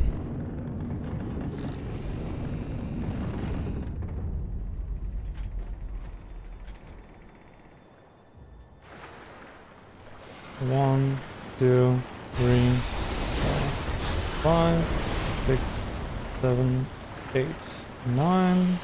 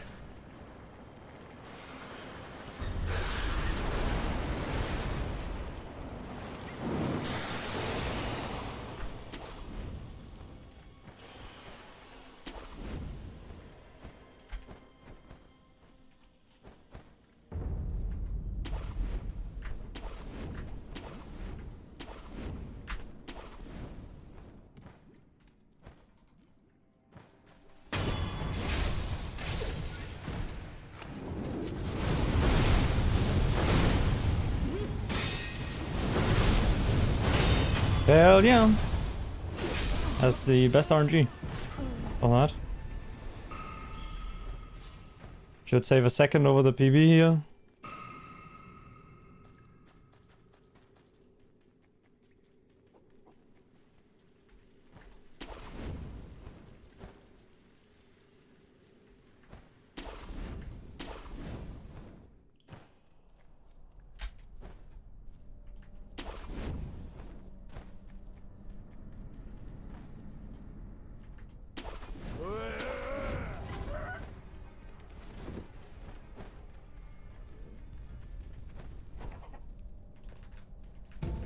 Okay.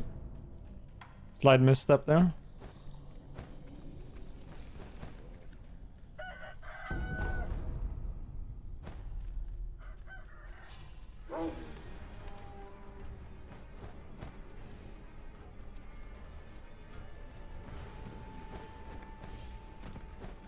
No. Had to react there.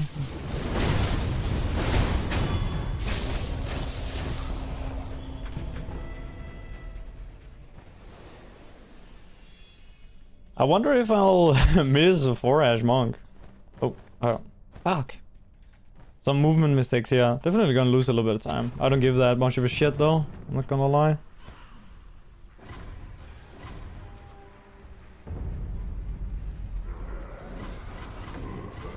Yo guys, someone say something funny in chat to loosen the nerves, okay?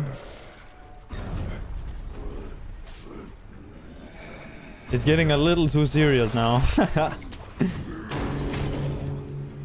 Ain't good.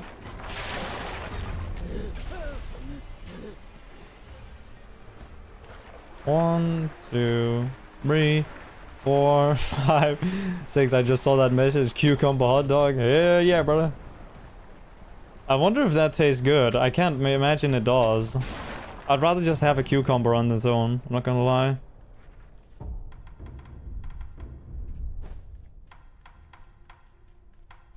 Cucumbers are kind of goated.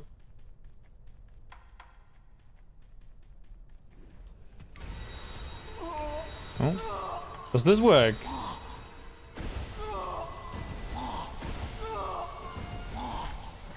It does.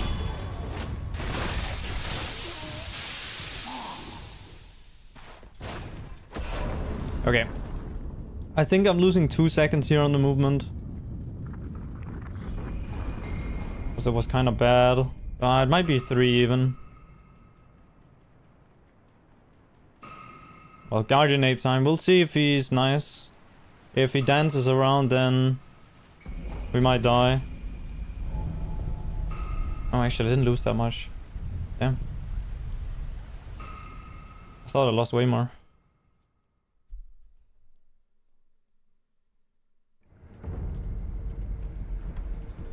Hopefully no dancing ape.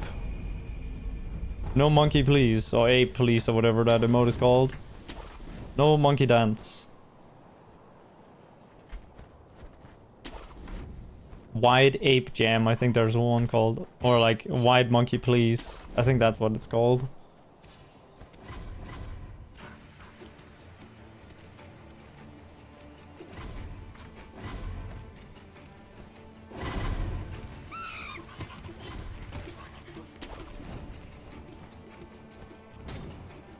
Oh hell yeah, ape jam.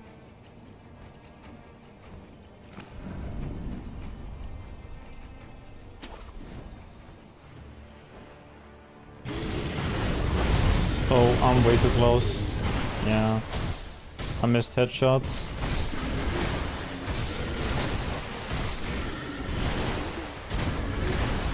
Hey! What? What's the game doing? I'll probably lose a little bit of time here, but that's okay. I can bleed a little. My late game was really good on my PB.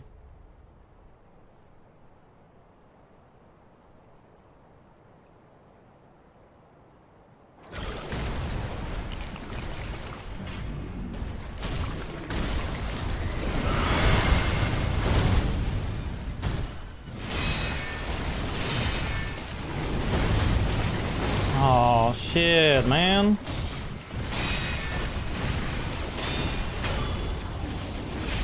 I missed. Fuck. That's at least 4 seconds lost here, I think.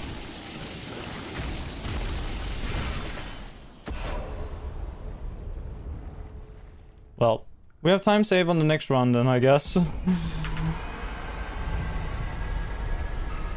Yeah, I think this is 2:11. 2:12. Okay.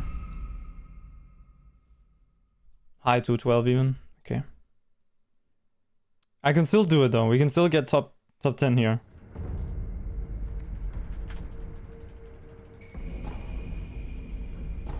I just need to not shit the bed.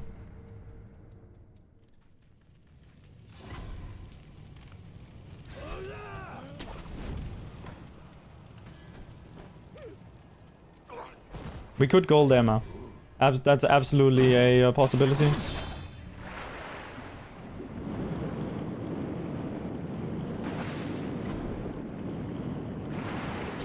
Alright, good swimming.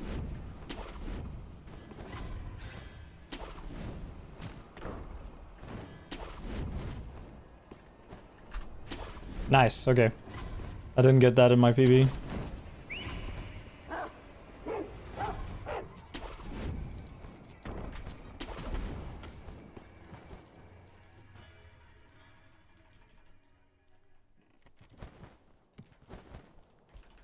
Come on. Come on. Fuck this shit.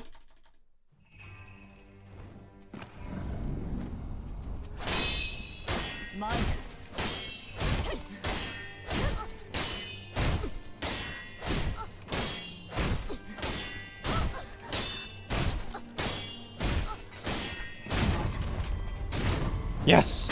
Fuck you. Mega gold. Mega gold. Mega gold. Come fucking on.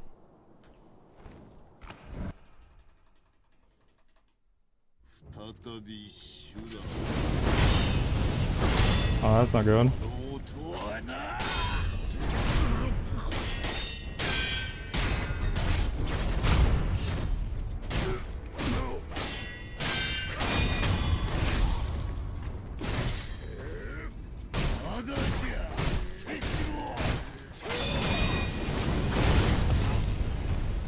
Okay, I thought that was safe to stand there.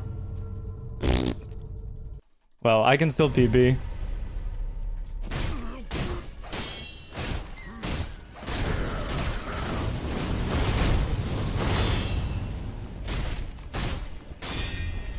Okay, that is such a throw. Oh, I should have jumped. I don't know why I dashed. Okay. Okay, that's not a PB. Fuck! Okay, I messed up. That's my fault. Did I thought that was safe there? Fuck! Oh well. Oh man. I guess I shouldn't have gone for it. Well, I think I could have made it work if I'd strafed to the right, but I didn't think I had to. That is unlucky.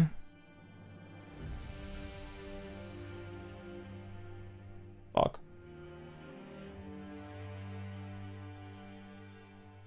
Would have been a 132. Oh well, I actually... It's weird because I lost so much time on phase 1 due to the opener. That it probably wouldn't have been a 101, it would probably be like a 104. Still would have been a good PB. Fuck! Ugh.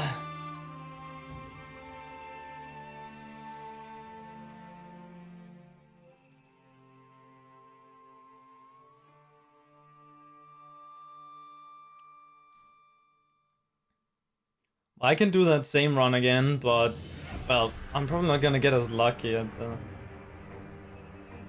start. I actually made a lot of mistakes. I didn't even get fucking Gachinless monkeys properly. I haven't gotten that on a run yet. They just run away every time, man. What the fuck?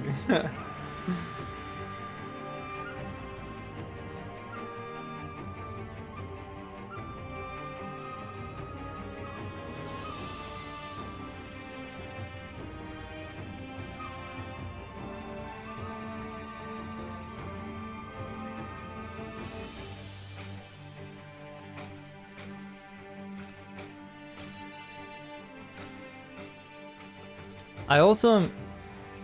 I don't understand why I got a 223 on gun for it, I'm not gonna lie. I guess my gun for it is slow. Somehow.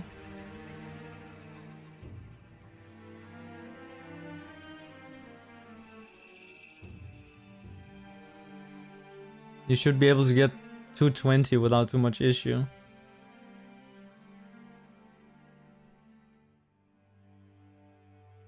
I guess I need to do some comparison with other runners.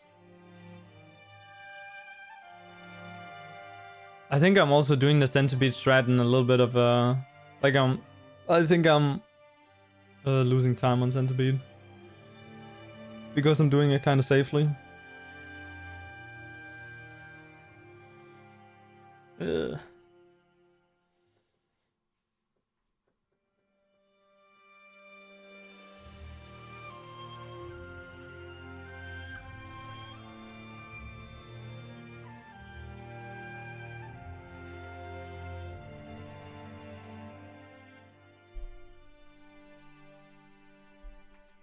How terrible would this have been to run against though? Jesus Christ.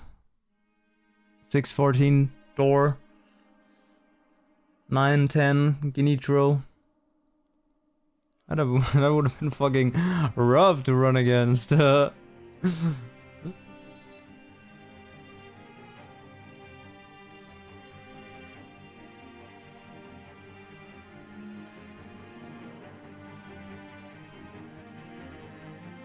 Would have had to retire? Oh yeah, that's true actually. I would have had to retire if I'd finished this run.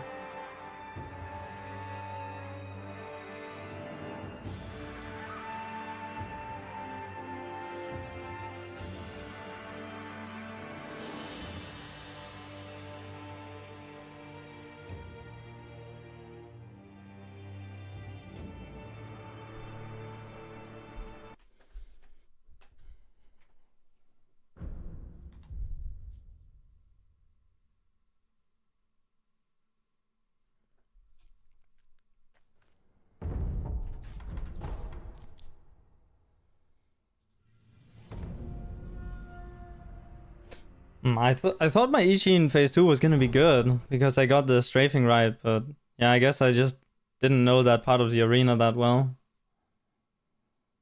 I wonder if I could have even like salvaged that once I had decided to go for it, because like okay, you can like aim it to the side, but I feel like I might have missed him if I did that. But I had to do some creative strafing. Most definitely.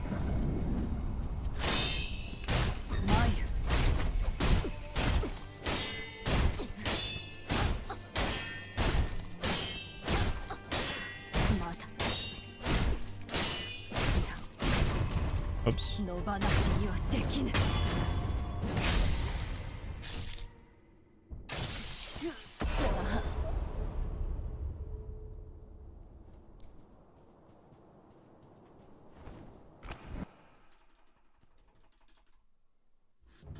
Shura.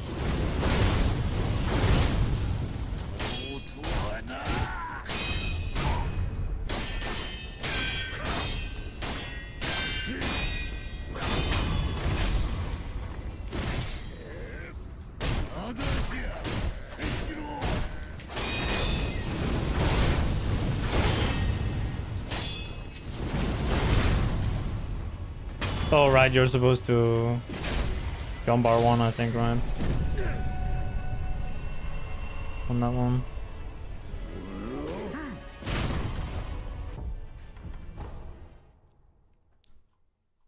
Well, it was a good attempt, but it was not it.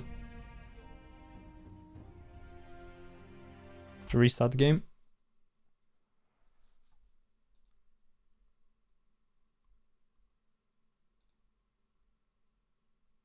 Now I kind of wasted all my good luck on that run. Not gonna lie.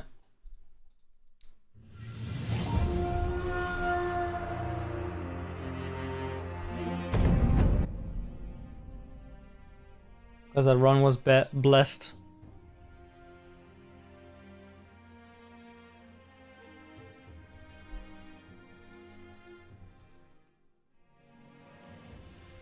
Even the monkey actually was like Ape gave me perfect RNG. I just messed it up.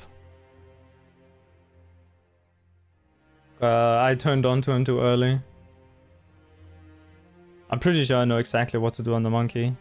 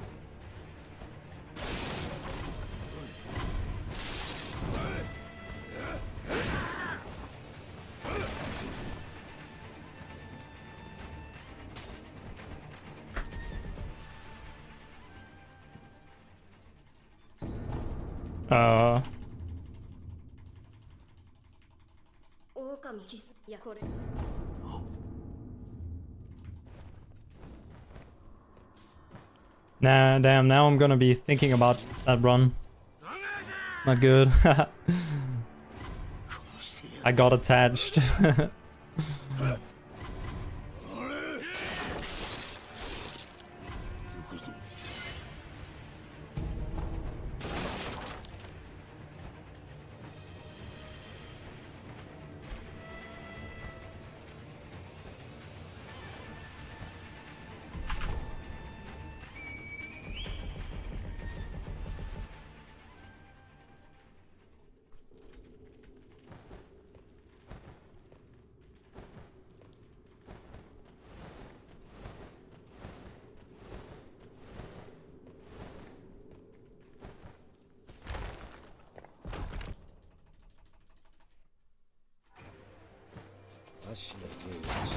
Nice.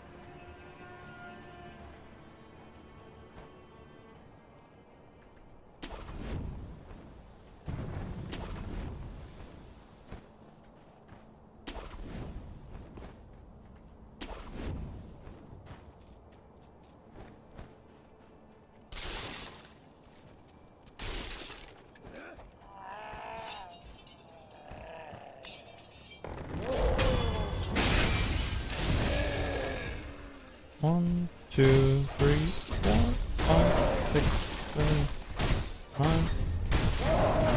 Okay. Okay, bro.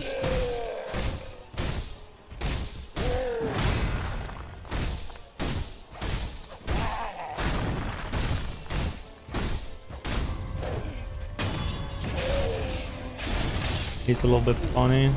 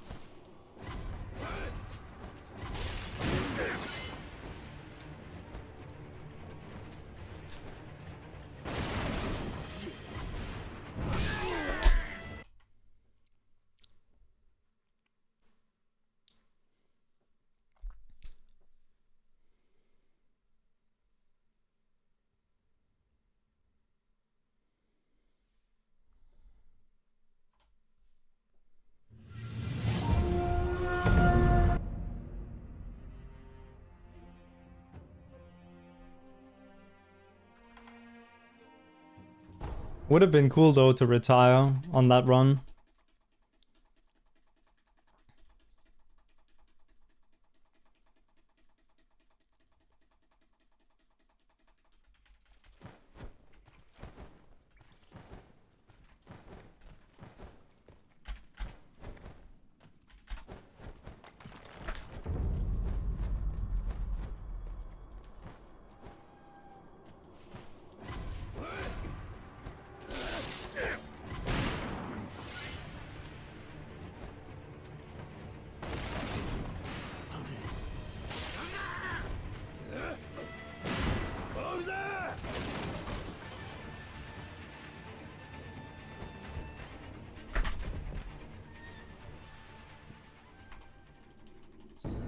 Yes, no turn.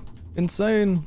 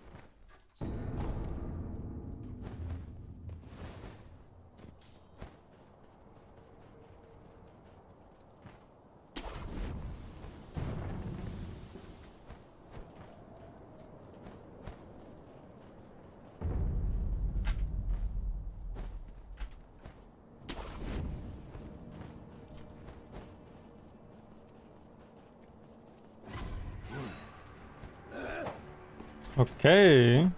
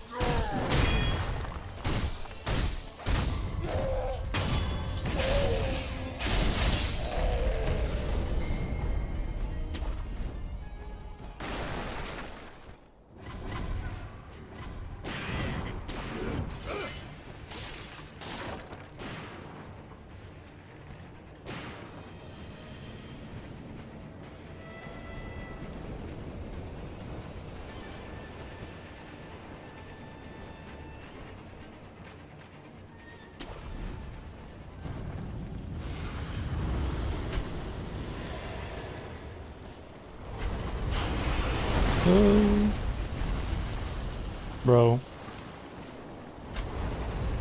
Okay.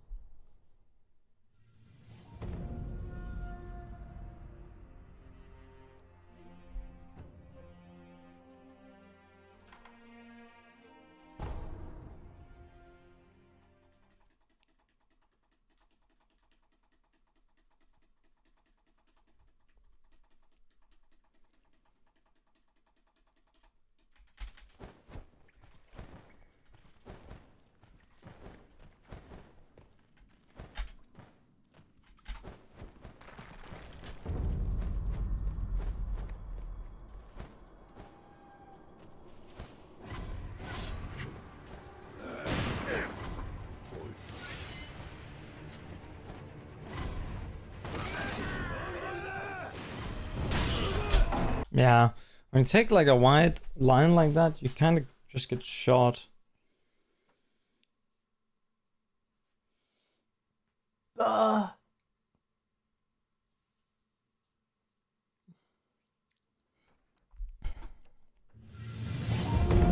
Yo, what up, Papa?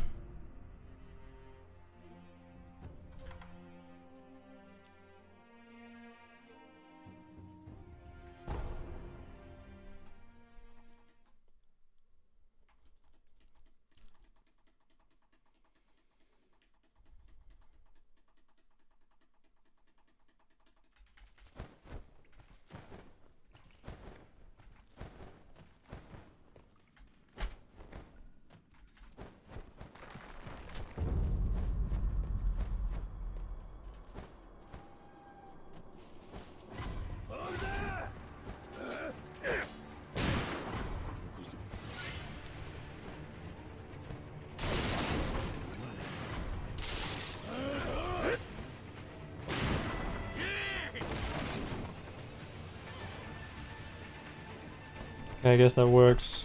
It's not the prettiest though. Well, it was really good because he didn't turn. Hell yeah. Run activated. Although, a little early in the run to say that.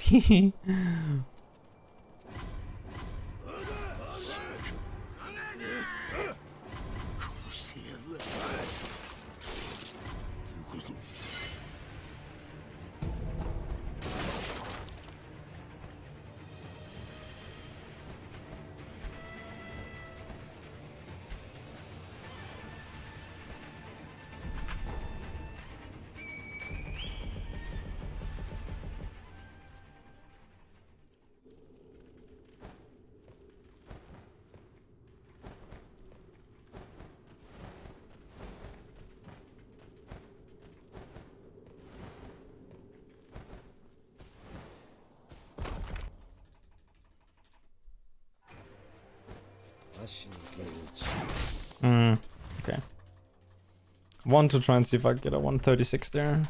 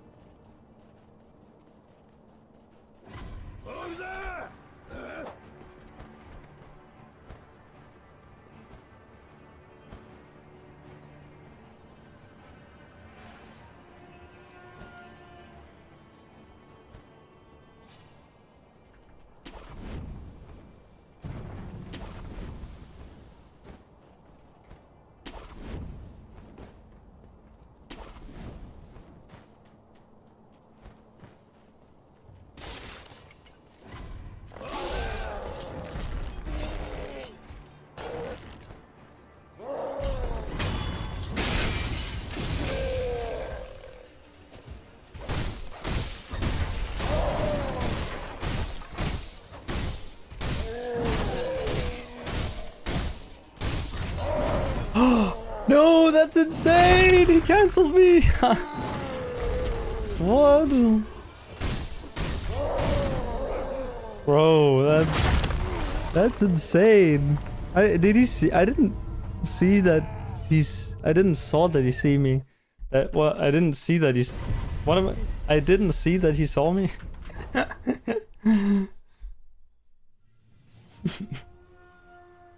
Damn.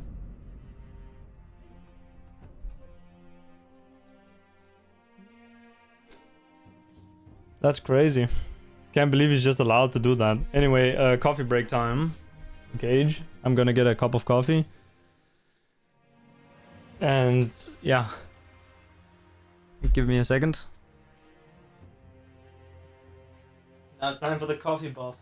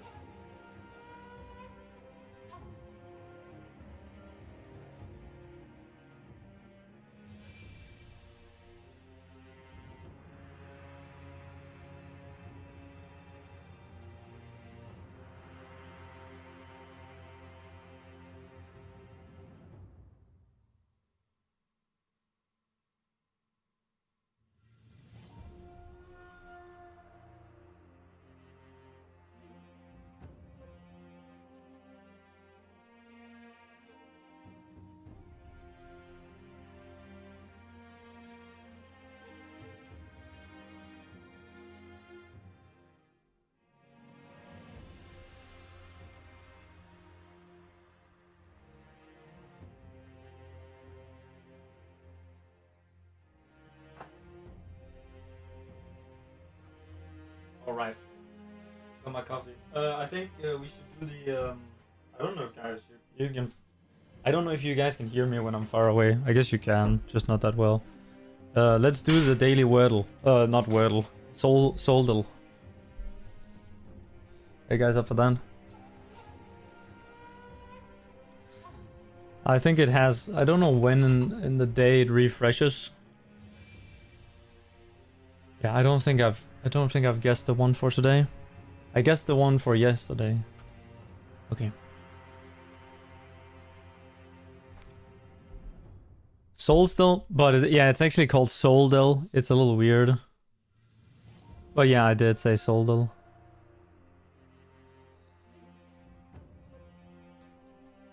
I think someone should make an updated, a better version, even though I think this one is really good. I really like it. I think it needs a, it needs an upgrade. I'm sorry. Although maybe it would be worth writing a, an email or whatever in with like some suggestions for how to improve it. That's like kind of some boomer shit, but it is really the right way to do it, right? If we're being honest.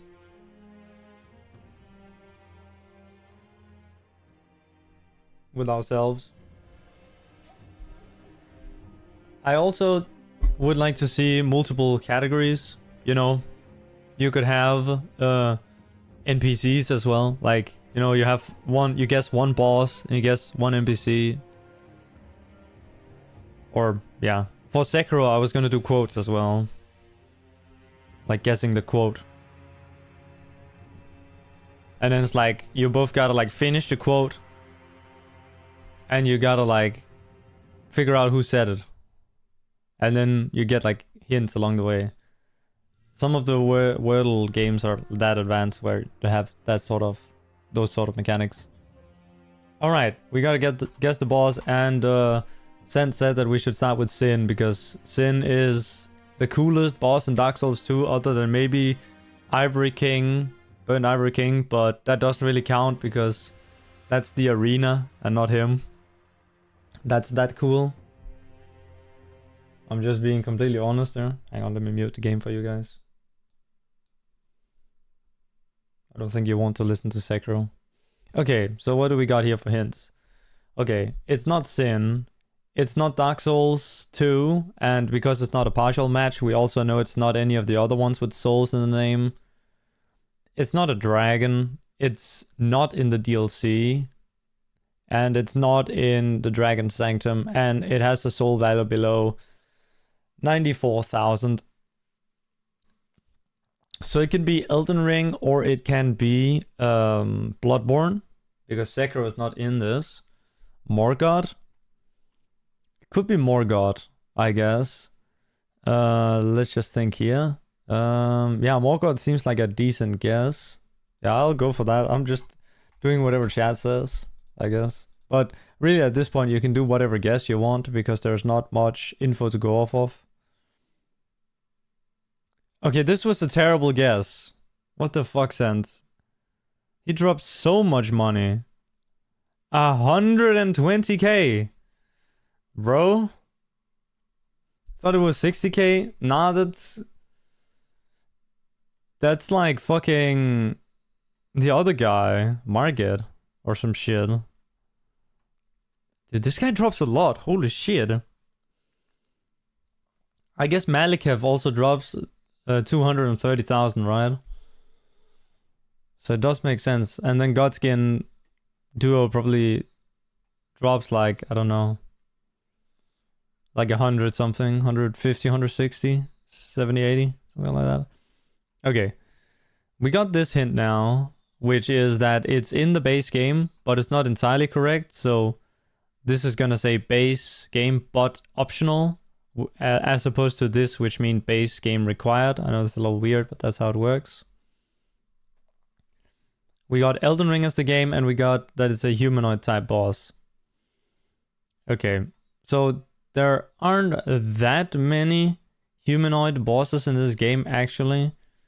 And they're all like pretty memorable. Like there's Godric, there is Renala, there's Elemer of the Briar, and there are some others. I think it might actually be Elima, I'm not gonna lie, because it has to be not required. Or it could be Niall as well, he's not required either. But I think he drops too much. Because he is in the mountaintops. In Castle Sol.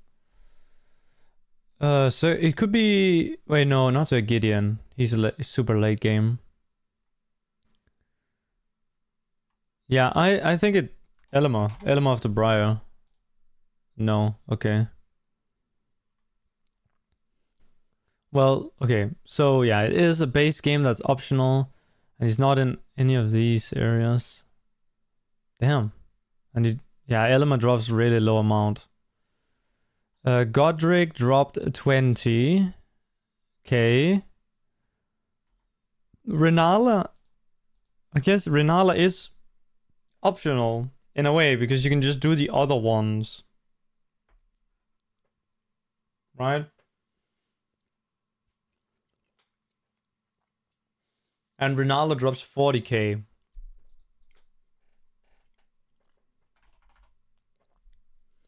But I don't think she's base optional though, because she's a base, like, she's like a main story mode boss, right? And this is where this classification is a little weird.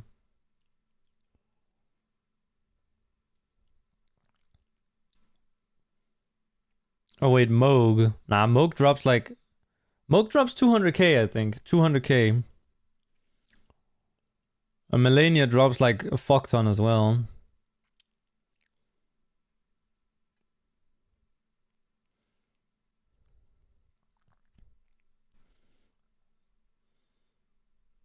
I think it's Nile or Renala. I'm gonna go Renala. Okay, it's Nile because it's gonna be more. Okay, so it's Nile.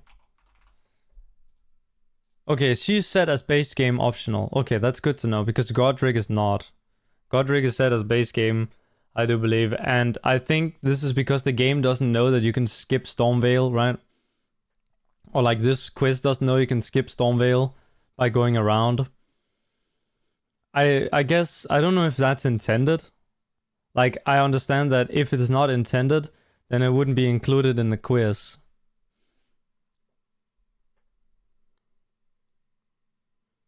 Because the quiz specifically should only include things that are...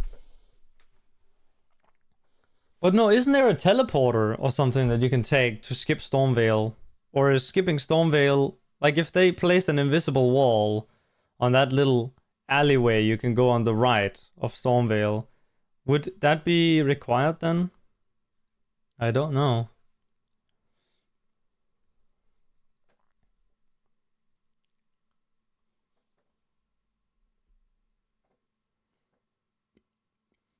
Does anyone in chat know?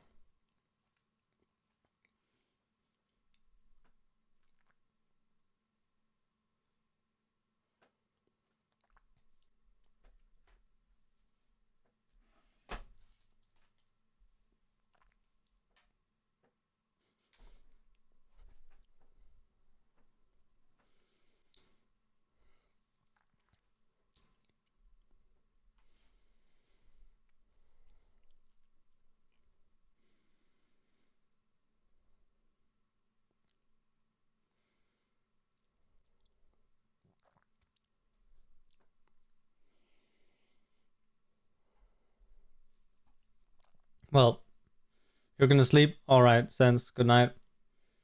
Well, back to the game.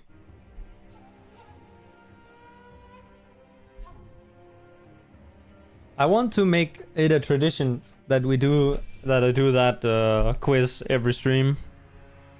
I think it's fun.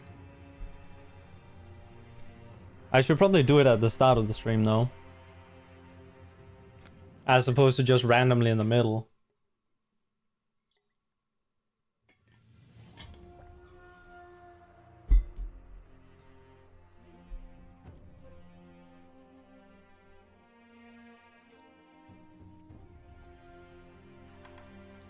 Or maybe not, I don't have any fucking clue about how to do that sort of shit.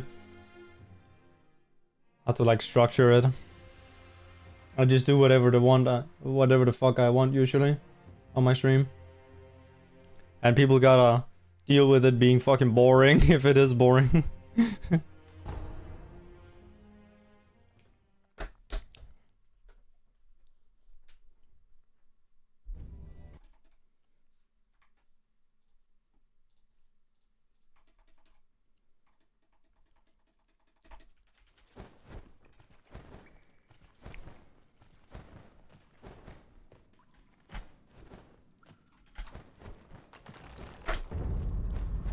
It would be nice to be done with this run though, because there's a lot of other runs that I'd like to work on.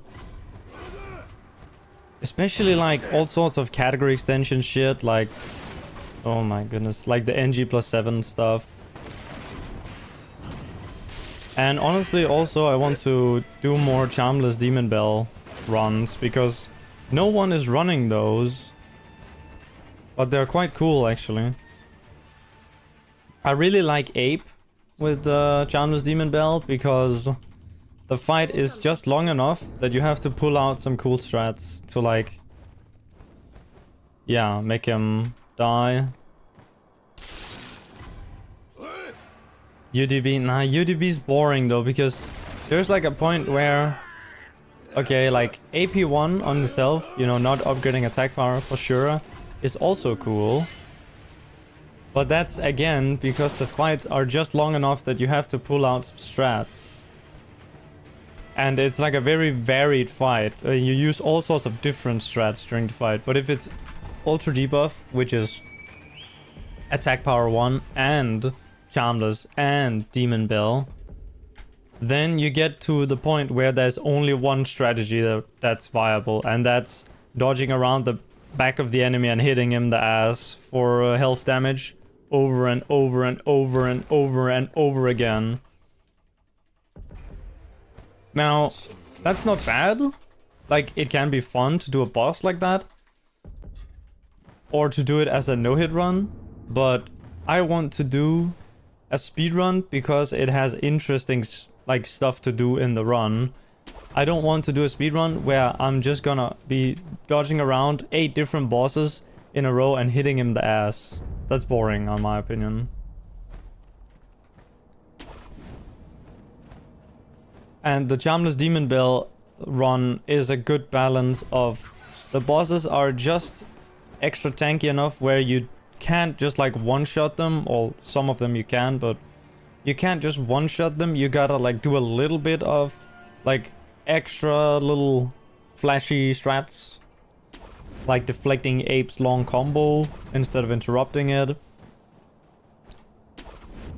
And with Ishin phase 2, you have to actually fight him a bit, as opposed to just scripting him with mortal draws. There's actually some very cool like strats, like strafes you can do on bosses that you don't get to see, because the strats have been optimized so much that you just kind of, you know, fuck them up.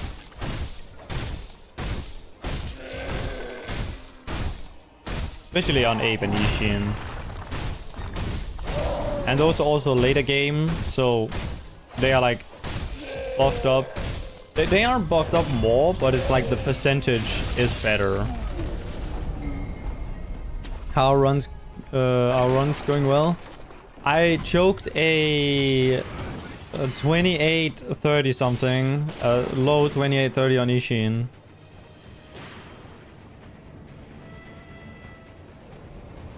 I died to the fire on phase 2. That was kind of unlucky. That run was really good. Nope.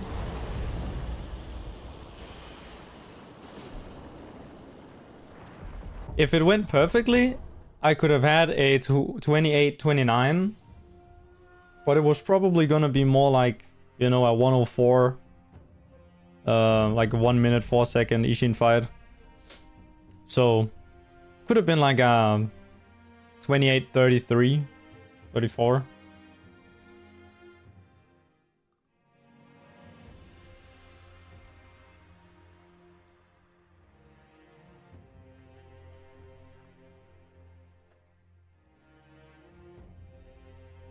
Would have been good enough to retire.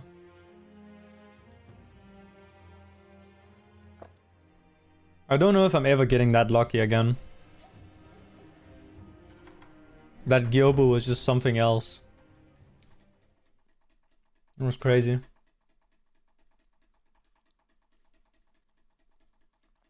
Surely it happens again. Yeah, I could see it happening again with a little bit worse RNG and then I play better. Hey Dariosa, welcome in.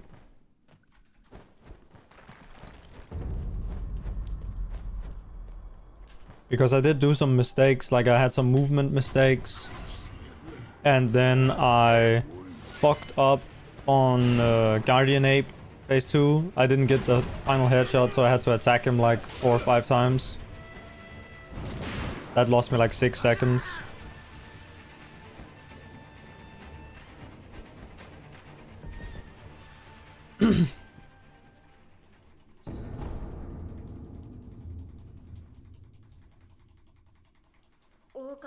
I actually fucked up phase 1 as well. On Ape. The Ape was quite bad. It ended up being a 212 Ape. A high 212, almost a 213. You throw a run to dialogue, to Ishin dialogue. Damn, that's unlucky. Did you pick IS for Shura? Man, it happens.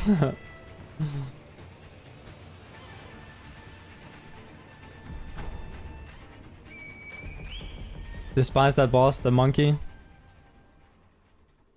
Yeah, the ape is quite annoying. He did, like, do perfect RNG for me.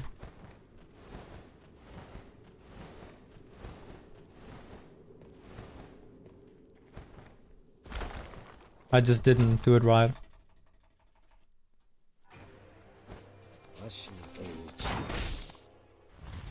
In tower? Wait, how? Is he not there or what?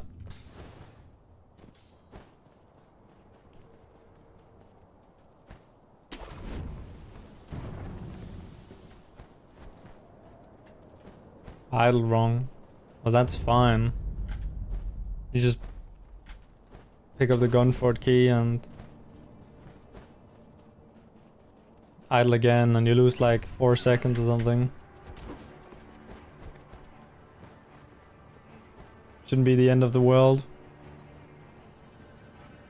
Oh, you didn't? I see. Okay. Yeah, that would be a lot of time if you had to go all the way back to him again. Yeah.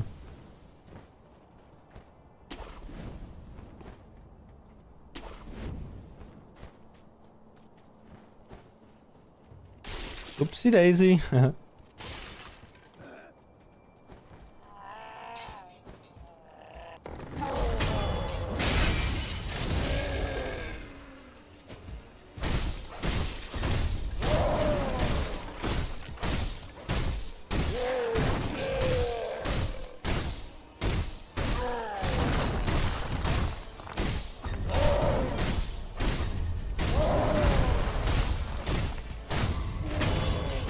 H is the goat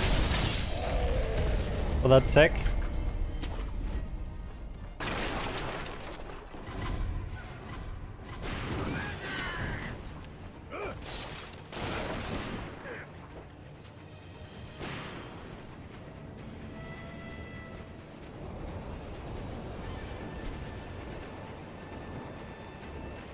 Yeah, gold.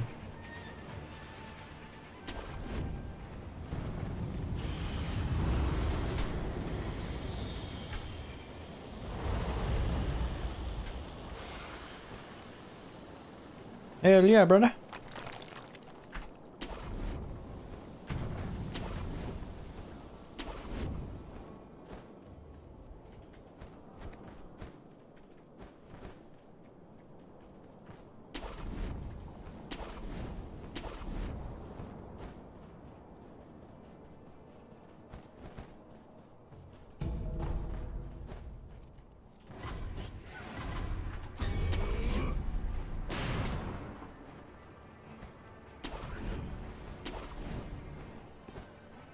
Opener?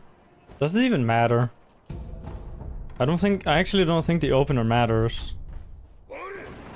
As long as you can do it. I think what matters is what you do, like, after that. Oh my god, the double spin. Oh.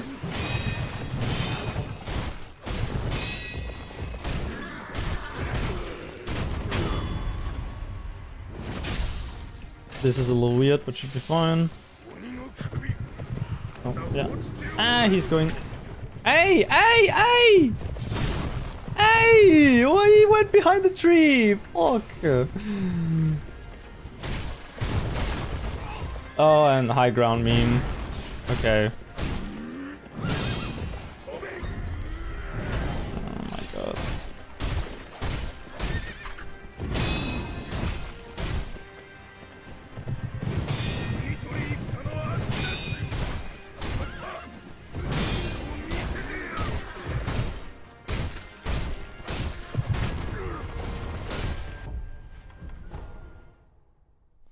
That was 20 seconds slower than the run I had earlier.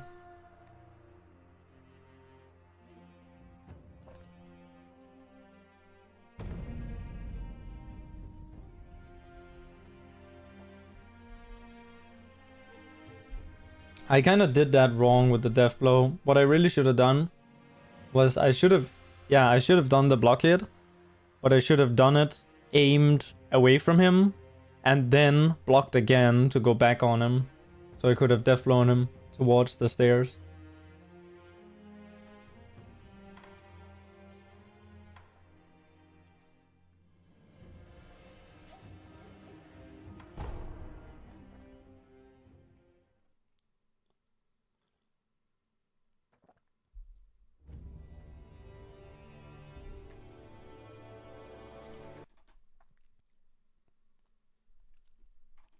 Yeah, that is a little bit funny though.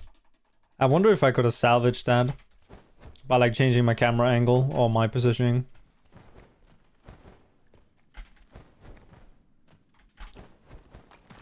And gotten the grapple somehow. Because that position shouldn't be like, it shouldn't be rip. At least as long as you get the actually get the grapple.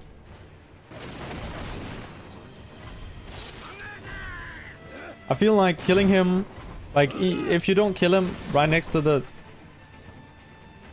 stairs, it's fine. Like I don't mind, as long as it's a fast fight.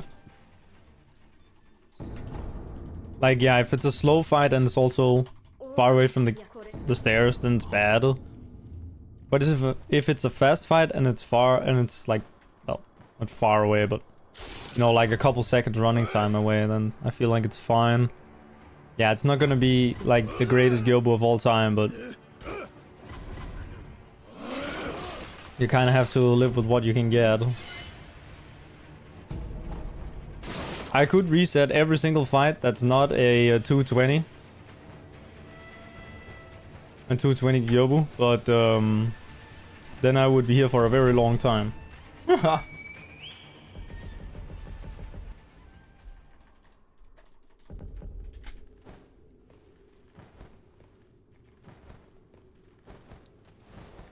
Yeah, 2-3 seconds is completely fine. He runs so fast, this guy. Like, I don't know if you guys sometimes look at Dark Souls 1, how slowly the guy runs. Like the Chosen Undead, he runs so fucking slow.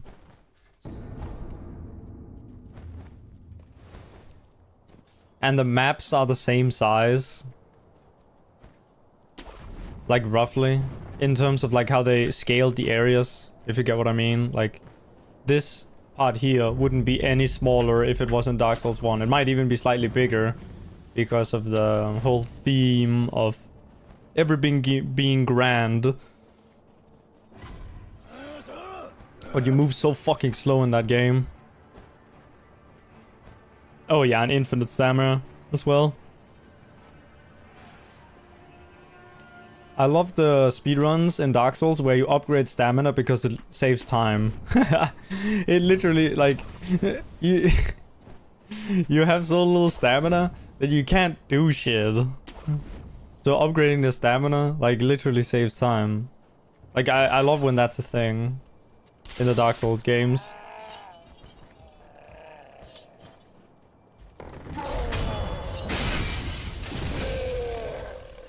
My hot take is that the light class in Elden Ring should have disabled stamina.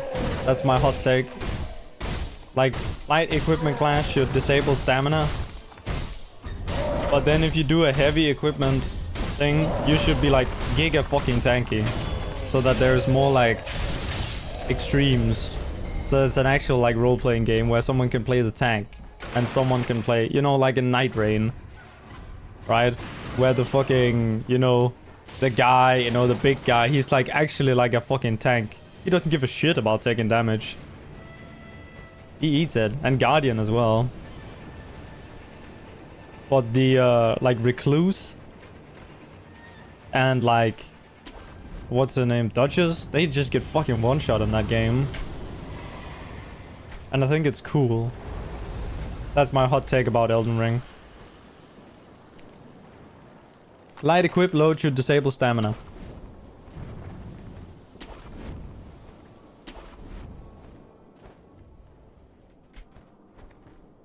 Ow!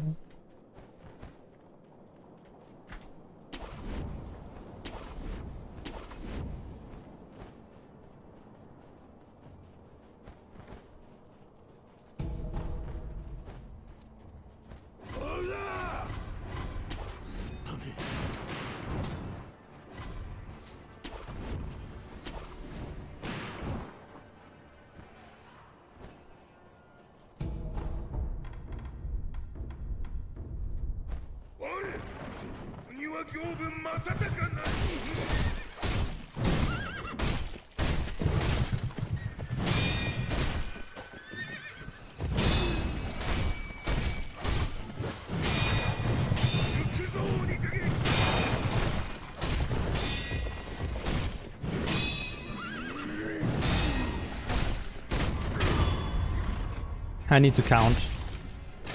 I need to actually count aloud.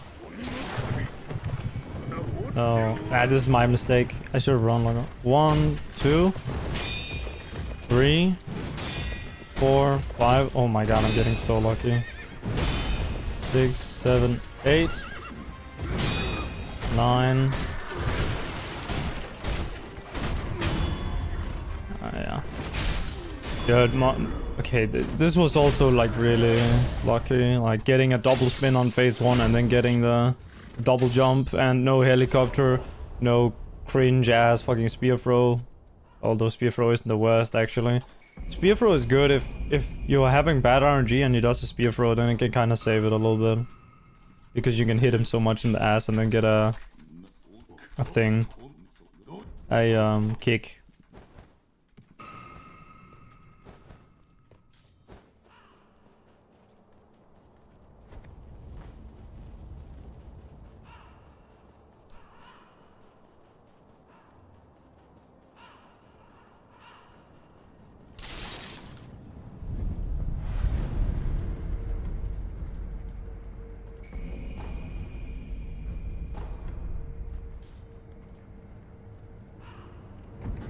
I think that was 620. That's good.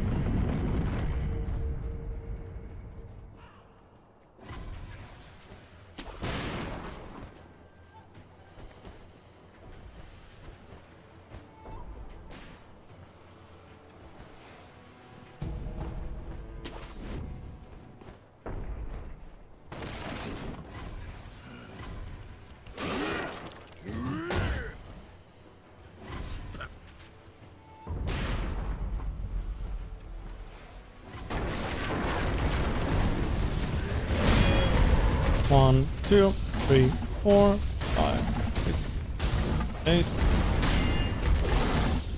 Oh my god, he has given me this so many times today. It's crazy.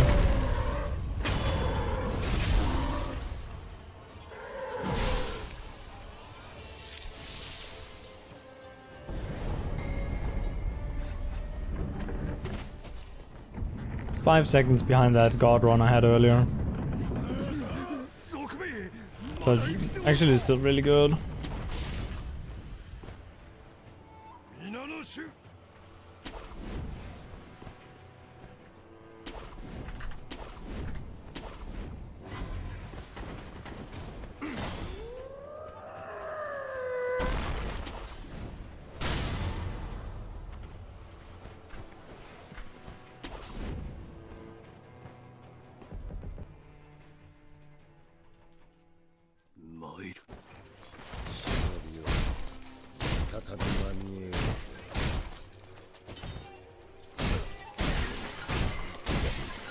I need to just commit to my attacks here and like not think about him backstabbing there at the start, because it loses time to have to like, oh, is he gonna backstab now? Let me just not attack yet so I can dash.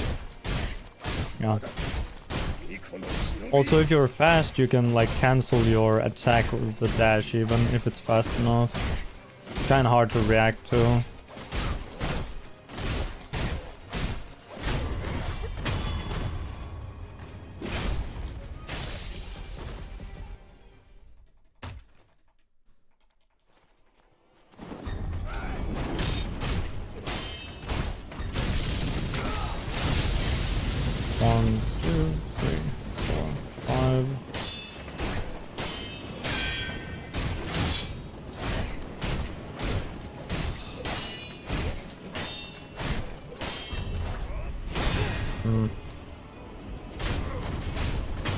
Okay. It's fine. I think we are in the red.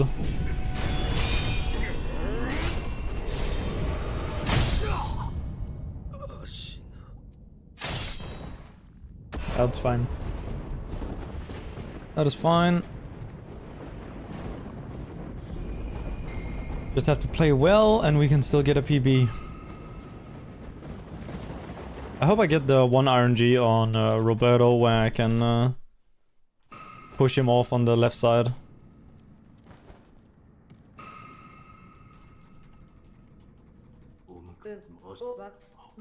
I don't expect anyone to understand what I mean by that, because left side could be either left side from my perspective, his perspective, or my perspective after I'm turned around, which is the case.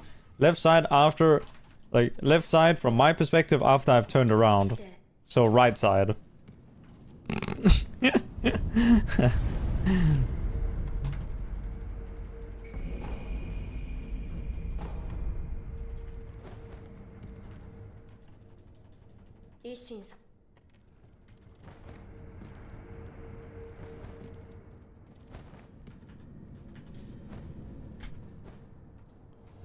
Hey, Cactus.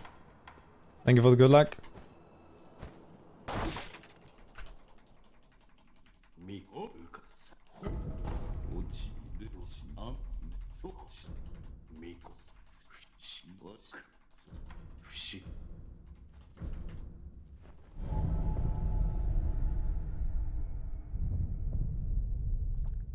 This is the run.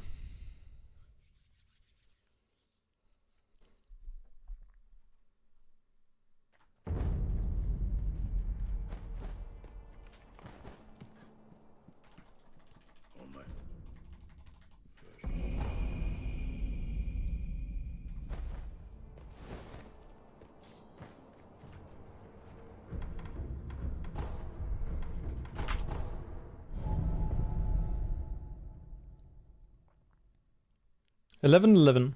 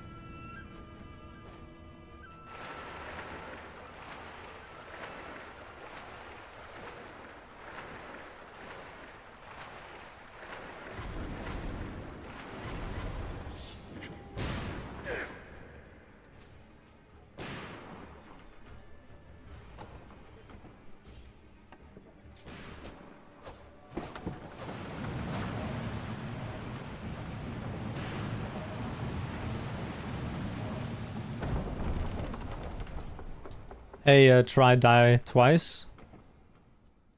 How much time have I played the game? I have I have 5,000 hours.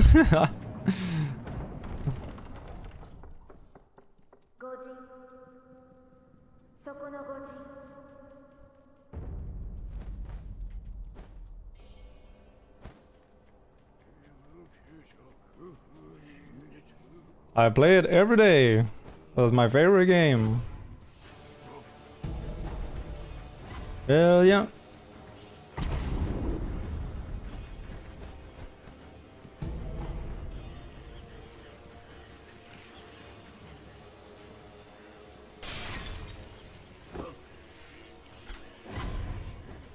Ooh, nice window slide or whatever you want to call it.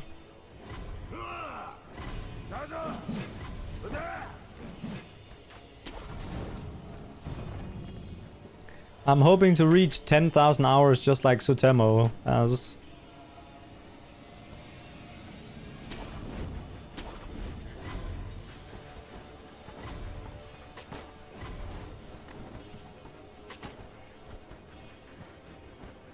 Sutemo the goat.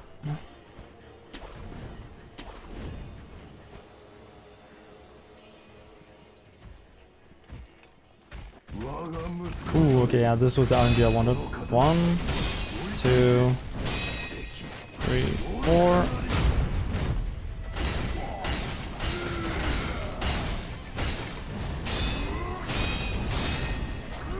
I fucking missed.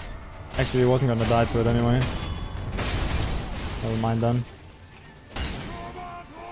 That's fine. Minor time loss.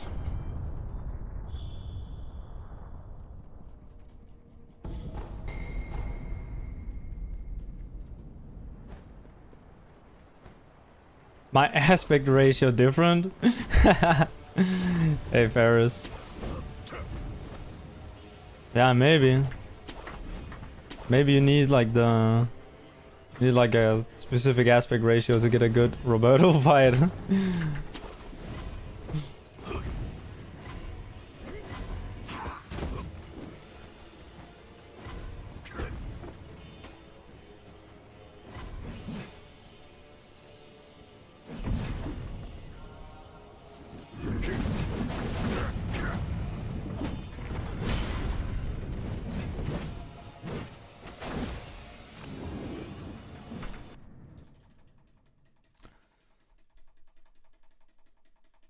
Nah, I think I used the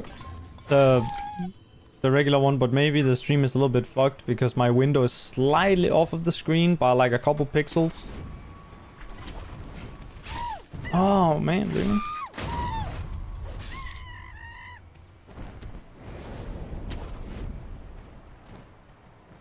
Like borders? Well, it should be 16 by 9. 1080p.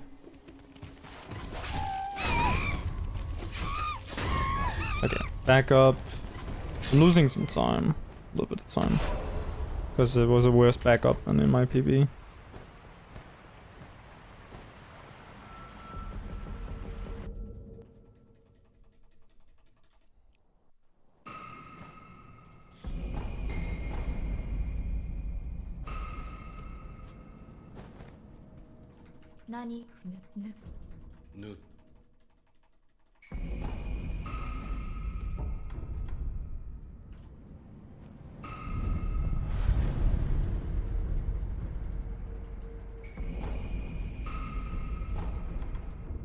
Oh, I messed up. That's okay. I fuck. Okay, minor mistakes there.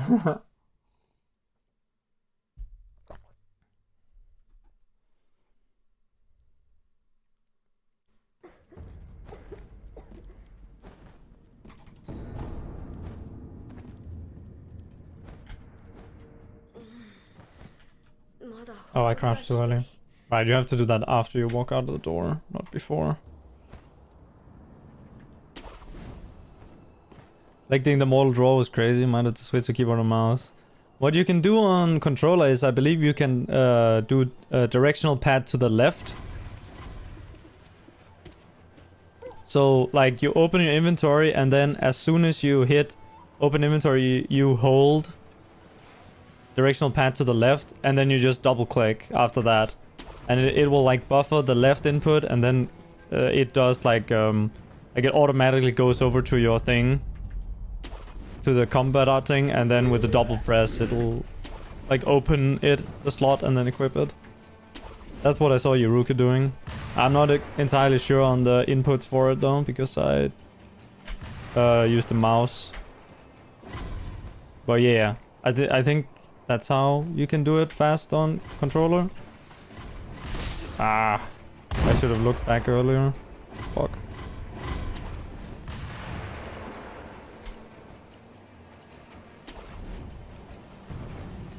The movement, or not the movement, the menuing is equally fast on controller and keyboard and mouse. It's kind of personal preference. Okay, that is...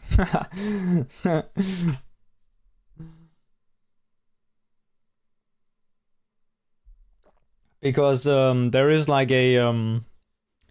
there is a timer that says... you can't press buttons now because you just pressed the button, so you have to wait a bit. If there wasn't such a thing, then keyboard and mouse would be better. So, like, you can't just, like, boom, boom, boom, boom, boom, in theory. That's impossible, because there is, like, a cooldown between how fast you can click things. Which also means that sometimes if you click on something too fast, then you lose time, because then you have to wait until your next click.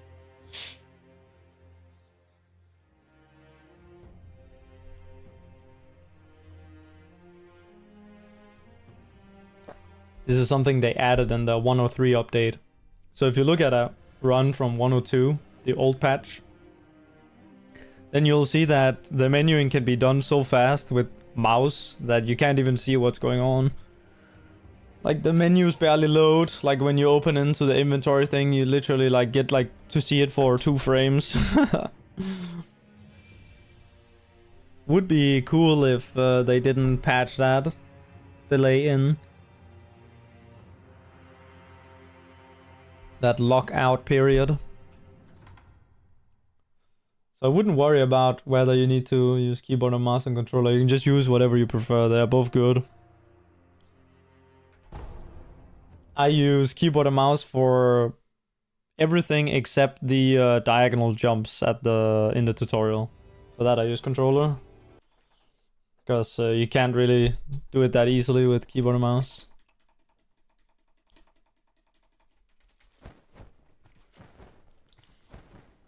Because you can only go 8 directions while locked on with keyboard and mouse. While with controller you have infinite angles in theory that you could go while locked on. Which is nice. That's certainly a perk that the controller has over keyboard and mouse. Oh.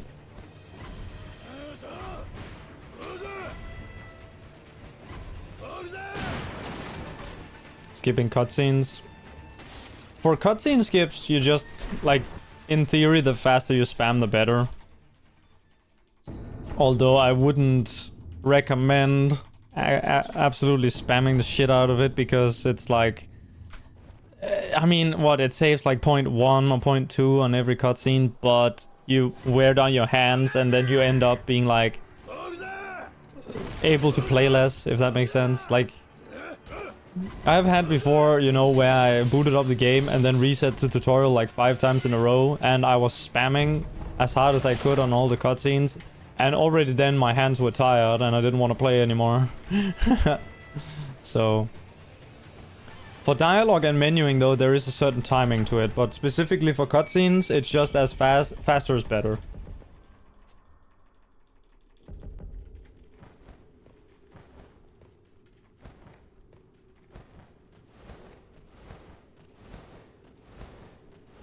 Also, specifically for when you start a new game, if, so sometimes you get that thing where your guy stands still, right? I think you know that one, where sometimes you can run instantly or jump instantly, and other times your guy's, like, he's standing still and you can't move. That's a little meme where if you reset let's say you got shot on tutorial and you go to do another run, because the last area that was loaded in your game was the tutorial area. When you start a new game and load into the tutorial area, your guy's gonna stand still.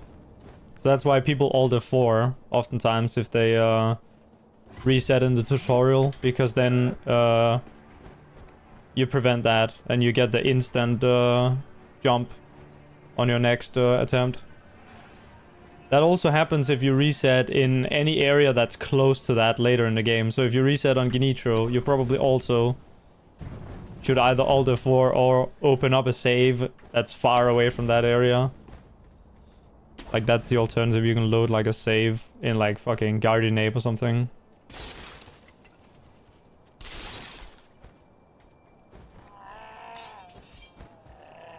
Hey, Kasharov. Yeah, Kasharov. I don't know if that's what you were referring to, but that's, yeah. This is a thing that... I call it a slow start and a fast start. So a slow start being when you get the thing where you stand still, and a fast start being where you don't get this thing where you stand still. Because it's, it also applies in other places. You know, when you teleport to an area, you usually get the fast start. But if you teleport to an area that's like the same as where you are, then sometimes you can get the slow start.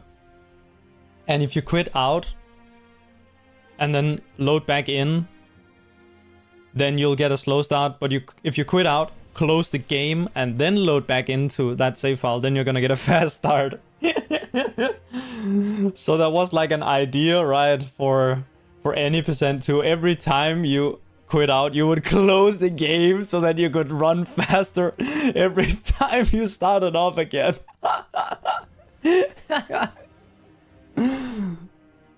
Which is why alt F4 was kind of like, yeah, we probably shouldn't allow people to close the game during the run because they're gonna do this shit.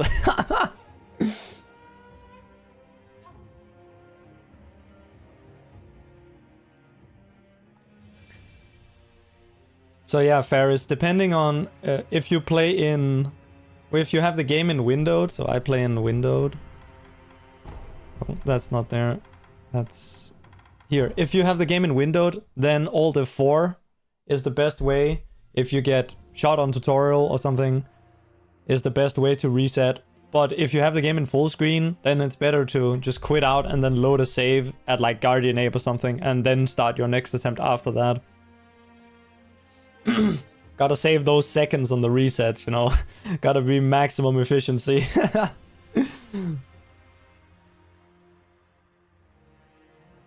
If you're playing full screen, restarting the game is such a hassle because your display has to change settings. That's why I play in windowed mode.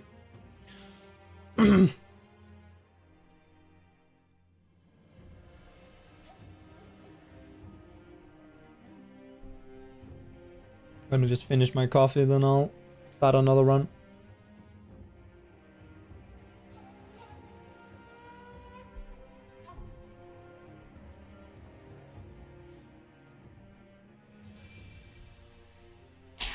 Oh, sorry.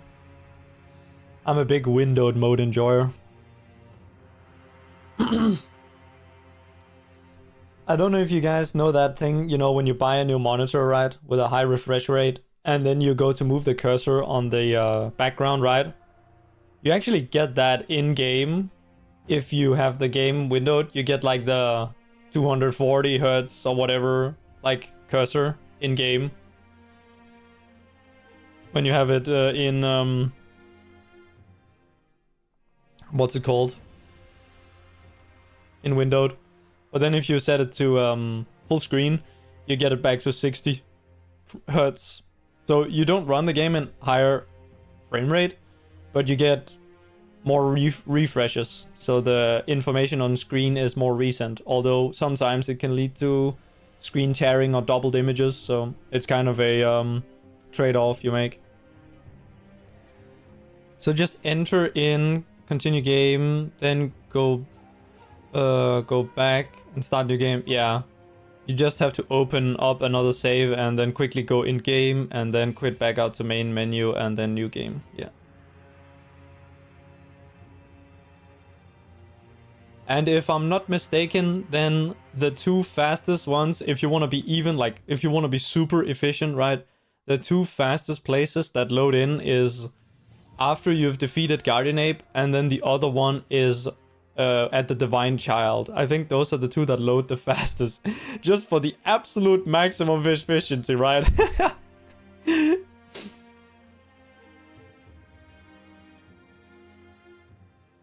Yeah, we're talking about slow start and fast start.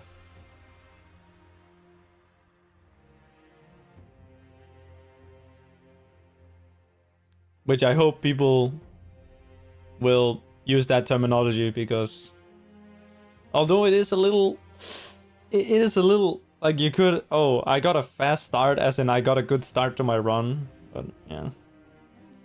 You could also call it a fast load in, but it's not a it's not a fast load in. It's actually like a slower load in, you know, when you get it to be fast, because the issue here is that you load in so fast that you haven't gotten the controls yet, right?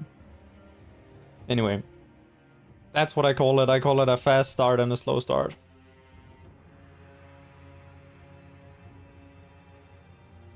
If someone comes up with a better name for it, then I am completely open to also starting to call it something better. This is the terminology pedantry stream. Pedantry. If you call the things the wrong names on my stream, then you get banned. Why do I play on 104? You know, when you open up the idle, the bottom option is the gauntlets and the reflections of strength. On 104, they hadn't added the gauntlets yet. So I can just press W to go up, and then we'll wrap around the menu, and then it will instantly select upgrade attack power. That's why I play on 104. And actually, it's not so much that it saves time, it's more that I'm used to it, because I also play on the old patch for some glitch speedruns. So I'm just used to the menu being like that. There are some like downsides to this patch though. For example, when you pick up the Gyobu Ash, sometimes the game just says fuck you, and you can't pick it up, because picking up items is harder on this patch. And also picking up idols is harder. You know, when you run up to an idol on current patch, you can kind of just press interact once and then walk up to it. You can't do this on this patch unless you're running directly at it. If you're coming from a little bit of an angle, you need to angle yourself first and then press interact. And if you're running past an idol and you want to like sit down at it, like you want to run past and then right as you get up to it, or like get up to the side of it, and you want to like turn to it, that's actually fucking hard on this patch. So it has its trade-offs. But I like 104 because I'm used to those memes. Because yeah, as I said, I play on the old patch for some other runs, which has the same issues.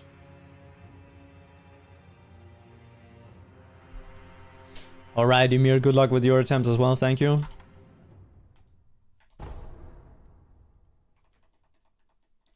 But other than that thing, or those things that I mentioned there, 106 and 104 are the same. Still have the skill that, yeah, jump mortal draw is on all the games, on all the versions of the game. Some people have said that it was patched in later, but that's actually a myth. It's in every single version, at least on the PC. There is, on console, there is a patch that you can get if you have the disc version and you never updated your game, or like you uninstalled it and then removed the internet connection from your console and then stuck your disc back in. Then you can get a patch that's like super old. It's like from like a month before the game came out or something. I don't know if it's on that one.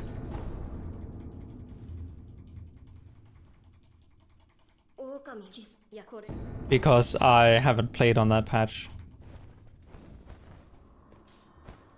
Also, I wouldn't have the tools to test it anyway. I would kind of, but I wouldn't be able to tell the exact damage because... you know, what I would do to test damage here is I would open up a tool called the debug menu. And that's a mod. So I couldn't do that on console. But they did buff Mortal Draw in 103. So this is why people... a lot of people say that jumping Mortal Draw didn't exist on 102, which is the oldest patch on PC, 102. Which I just called old patch. On old patch, it did so little damage, so it wasn't used, but you could still do jump MD. And when you do that on the old patch, it's pretty good. It's not like crazy, but it's pretty good. Hey Ali, how's it going? It's going well, going good. Thank you. Hope you're doing all right as well. Talk to Kuro quicker in the beginning. Sometimes he turns. Yeah, he turns if he hears the gunshot near the house. So it's a little bit... It's not RNG because you can control it a little bit. The main way you control it is that the gunner on the right, that's at the start of the area as you turn around the corner. That guy, if you delay his first shot, then his second shot won't come out before you're already in the house. Or before, you know, he's not there anymore, he's not active anymore. But if he gets to shoot both his shots, then the second shot will land near the house and Kuru will turn around and listen for the sound or, you know, investigate. So that's why people jump off to the left at the very start once they round the corner. That's to get the gunner to be, instead of see you, he's gonna get yellow aggro, and then he's gonna get scared because his friend is gonna call for help. His friend over on the left. That's why we jump to the left. So you get spotted by the left guy first. It's kind of a 5-head strategy. Oh, I missed. But yeah, you jump off to the left so that the left guy see you first, and then the right guy will do the startle animation that will delay his first shot so that his second shot never reaches the house. And that way Kuro doesn't turn, but it's not 100% consistent. And when you're doing the lock-on jumps, it's completely RNG, I feel.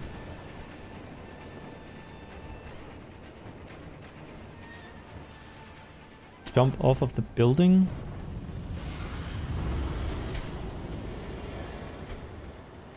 Oh, the one that was posted recently?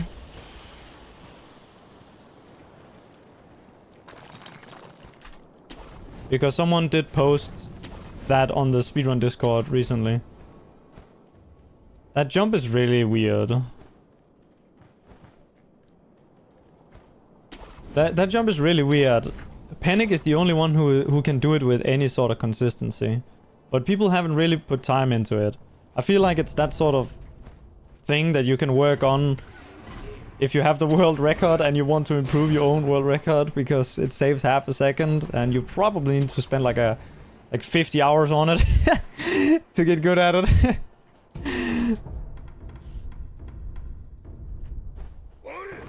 I've never hit it in a run. I don't think anyone has hit it in a run other than Panic.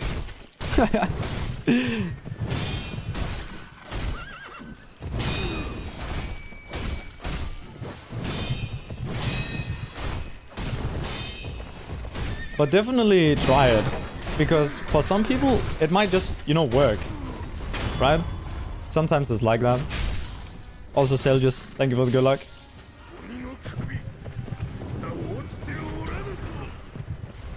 One, two, three, oh, 4, 5, something, 6. Dude, I fucked up here. 7.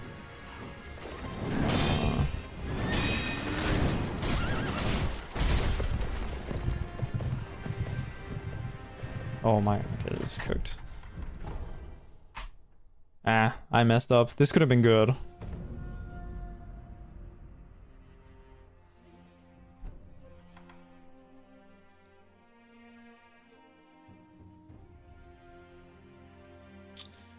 He's missing me a bit with that follow-up attack. I think I'm just going too far right.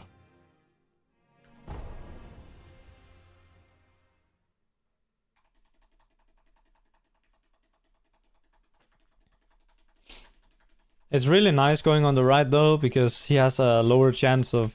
Like if you're very, very far to the right, when he kicks you, then he has a lower chance of AI breaking, because he can like fucking see you, as opposed to not see you. There's like a value that's supposed to be set to like 180, as in 180 degree turn, but it randomly gets set to like 8 billion quadrillion. If you're like at a certain angle behind him. And then the AI freezes, the AI breaks.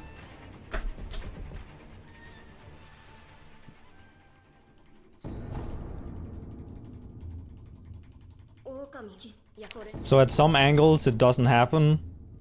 And at some angles it happens, but you can't really control it that well. But usually going more to... You know, more to his front, but still while being behind him. Helps with not getting it as much. It's kind of a copium strat though, because there's like... I don't think there's any like... real, like... You know, reasoning or logic behind why that would work.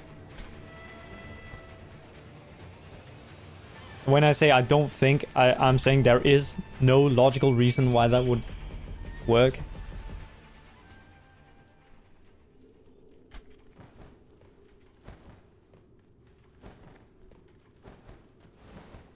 It's kind of a copium strat.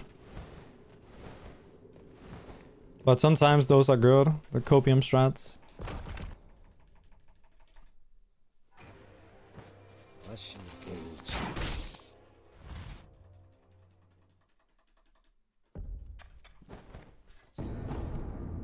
Killing Ogre with no Gachin, easy to learn. Not really, but one thing to know is that killing him with the Gachin is slower than killing him with the Gachin. And so the reason we do it without Gachin is because if we can do the entire route without Gachin, then we can save 5 seconds. That means we have to do the fucking dumbest strat in the game, which is Gachinless monkeys.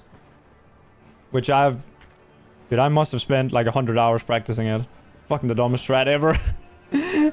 I haven't hit it yet in a run in like... I haven't hit it in a run in like 2 years. The last time I got it on run was 2024.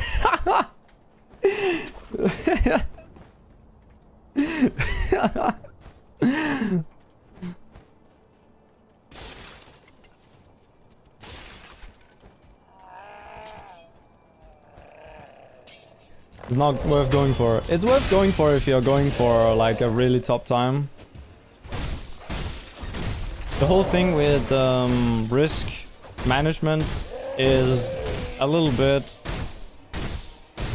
like it's kind of a big topic. Like how much risk should you go for? And the answer that's gonna get you the best result is to do the least amount of risk possible. That's gonna get you the best results. The only reason you would do risk is because you find it fun. There's like it's actually like super illogical to go for risky strats. But we all kind of have like, you know, strats that we think are cool, that we want to do. So if you think something is cool, then feel free to do it. But generally speaking, anything that adds risk to the run is a bad strategy when it comes to getting a PB. Because it's just gonna make it take longer for you to PB.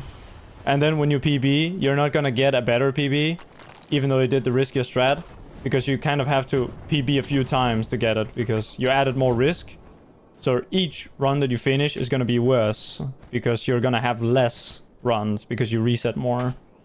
So you have to play like 4 times as much to get a better result. Each time you add like something that adds like a 50-50 or something to the run.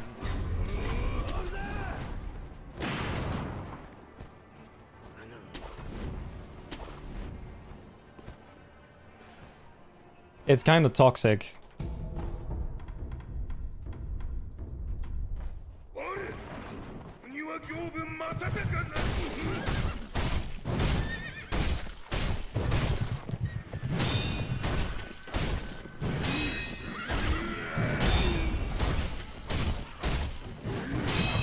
But there's a lot of like strats that aren't risky, that are good.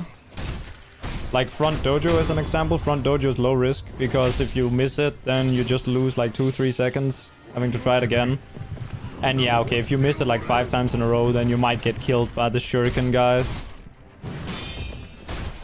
That is like worst case scenario. Oh my god, this is really good. Oh my god, this is the perfect RNG. That is the best RNG you can get in phase 2.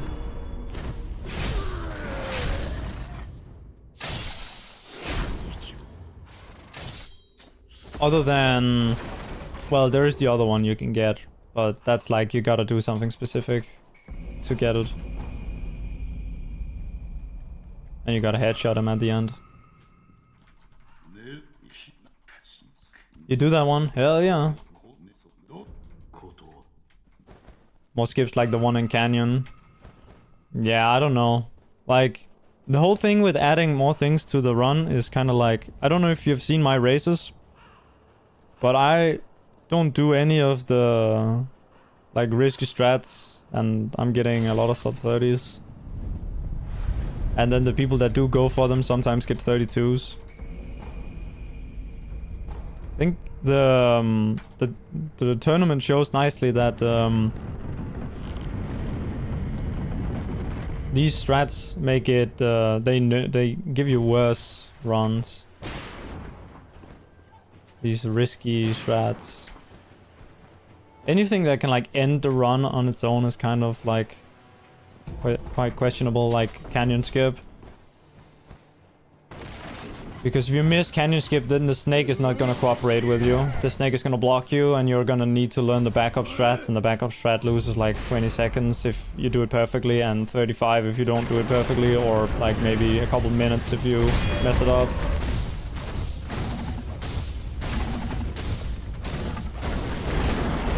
This is not good. And the potential gain is not very high. Like, you know, you can save 7 seconds if you do one canyon.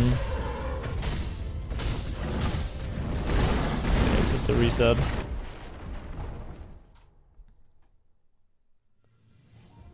Actually, here I need to restart the game because I'm right next to the reservoir. Trying to learn that Gyobu setup so you can deflect. Others can get the start down, and sometimes other deflect stopping from running. Yeah, the deflect stopping him from running only works on phase 1. And sometimes, you know, you get the there's like 2 different ones you can do. You can either do the... Oh my goodness, I just did that. I need to restart the game again. Yeah, you can get the one where he does like the kayak, as we call it, where he slashes in X's. And then there's the other one where he just runs and then slashes like once. The one where he slashes in X's, he only stops if you deflect him while his like slash is on the right side of him. There's that. Oh, it's like the second slash and the fourth slash will stop him. If you deflect the first slash, the third slash, or the horse, because the horse is a hitbox as well on that move. If you do deflect that, then he won't stop. And usually what will happen is that if he does this at the opener, you'll either have to deflect it on the second, or you're gonna miss the chance. If you get it like in the middle of the fight, what will usually happen is you deflect the first, and then you'll have to turn around and run ahead of him to be able to deflect the fourth. It's kind of complicated. I have a video about some of this. A Gyobu video. It's on the list of tutorials, I think. I think I added it there. I might have not. Yeah, I got bad RNG on Bull. If you get like the charge attack, like the one where he runs at you and shakes his head, you can do a backup. But he did it, and then I did the backup, And then he did it again. That's not really gonna... I lose too much time. Lose like at least 10 seconds. I mean, even if he does the head check and you do the backup, you still lose like a lot of time. Even if it goes well, even if you do it perfectly. Which I didn't. Need to stab him twice in the head when he does that to be able to stop him. Which is kind of hard because he's gonna run away from you, so you need to like run ahead of him. Through a good hitless pace from missing second A phase 1 opener. Oh.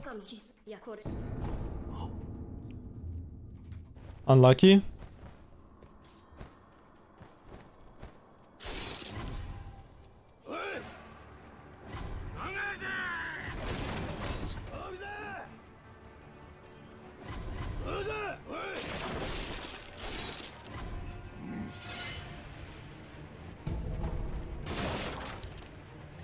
Church of Ramon. Oh! I'm gonna reset.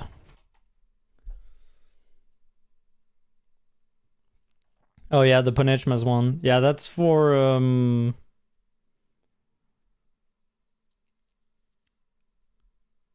that's for phase 1. I have a video for phase 1 and 2 plus general strategy, because oftentimes the you know, like what, of course there is like the topic of what punish should I do, or like what should I do in reply to each move.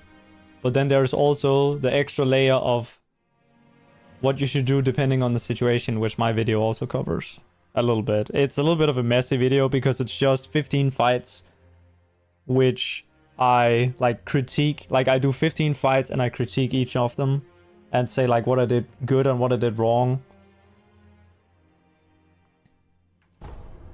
In Glitchless you can kill Gyobu and then instead of opening the gate, you can jump up the tower like an 80%.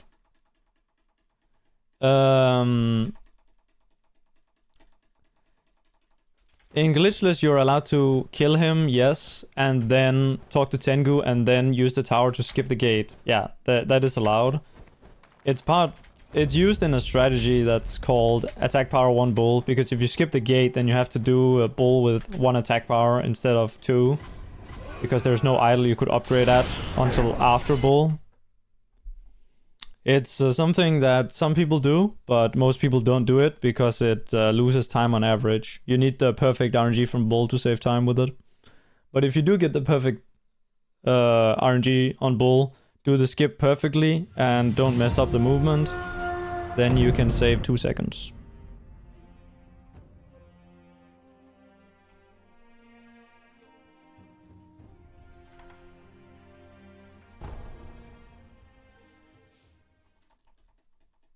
I think C4 does it. I don't know if he does it anymore. He did it at one point, and then Beige also does it, but maybe they do it depending on like, okay, if they have a bad Gyobu, then they might do it, and if they have a good Gyobu, then they might not do it.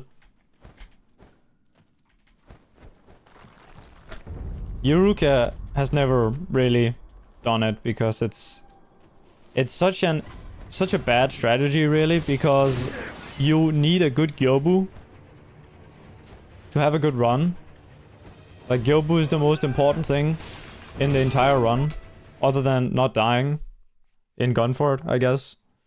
But like having a good Gyobu is like, you can't get a top time without a good Gyobu.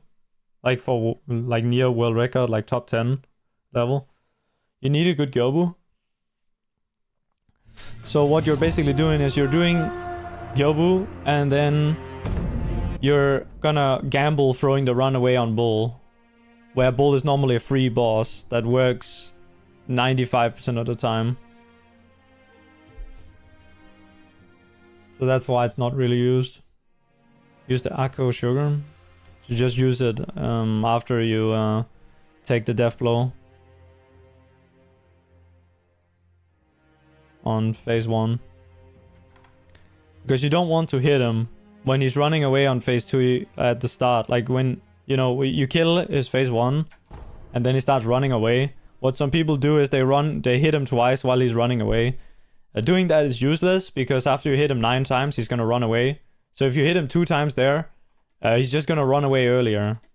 And if you do the fight right, what ends up happening if you hit him twice there is that you just end up having like waiting time later, because you don't want to hit him 9 times before you can assure that after the 9th hit that he's gonna die before running away, because after he staggers after the 9th hit, he's gonna run away.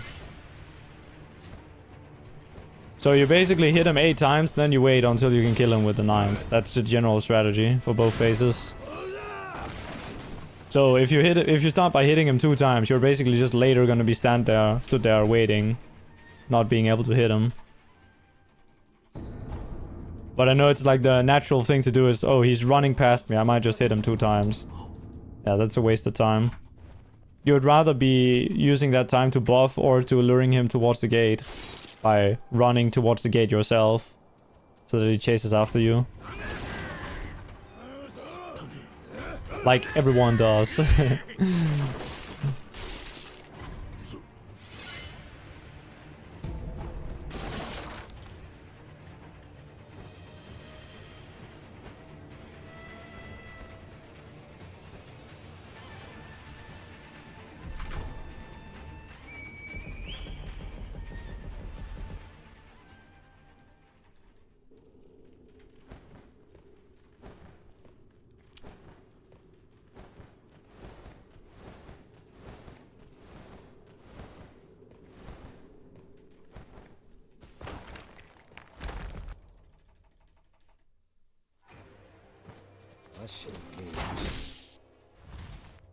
Oh, nice. 136.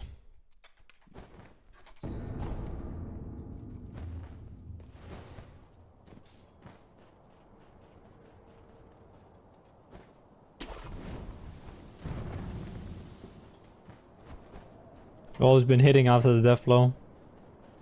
Yeah, that's like the natural thing to do.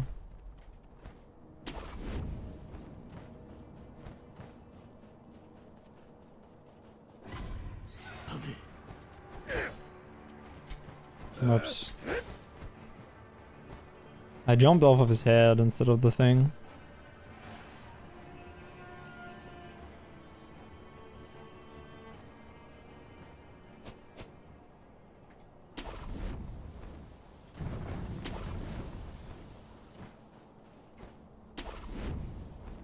The way you start phase 2 is pretty, like, there is like a certain like thing that everyone should always do. Like you stab him and then wait, what is it exactly? Like you stab him and then wait, now I have to think what is it exactly the button presses are. I don't remember.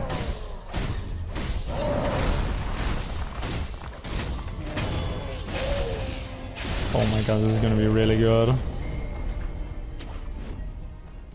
Never mind. Oh right, I messed up the movement. Oh, I lost a second on the movement, that's why it's not amazing. Shit.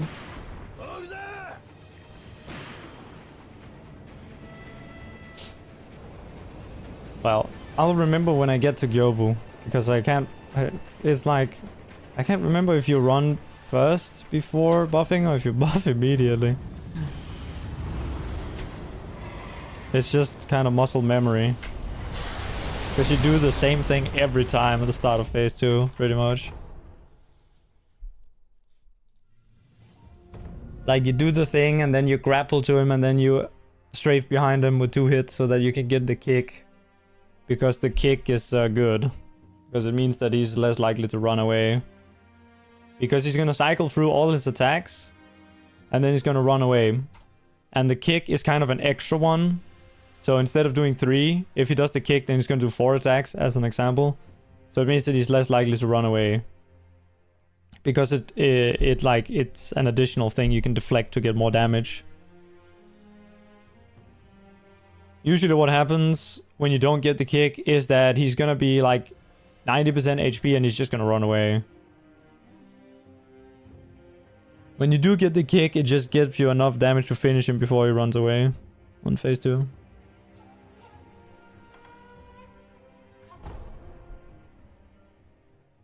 So getting the opening kick is like the most important part of the fight for phase 2. To be able to do those 2 hits to strafe behind him after grappling to him. Without getting stuck on his body. This is something that every run that you will see on the leaderboard does.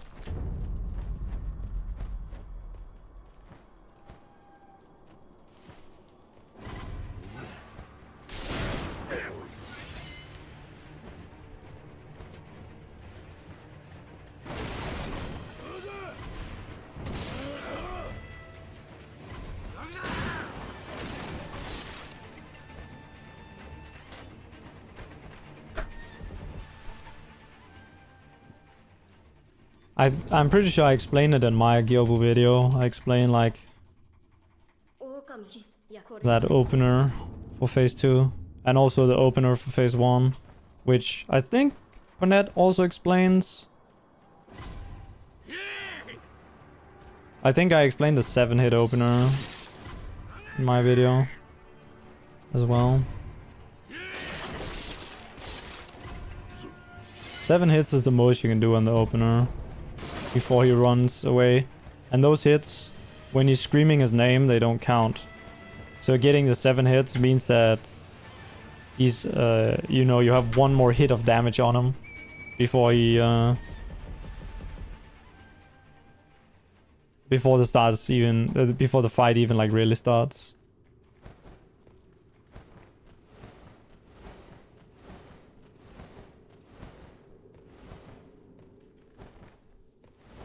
Have a video on Gyobu. Yeah, I have a really big video on Gyobu.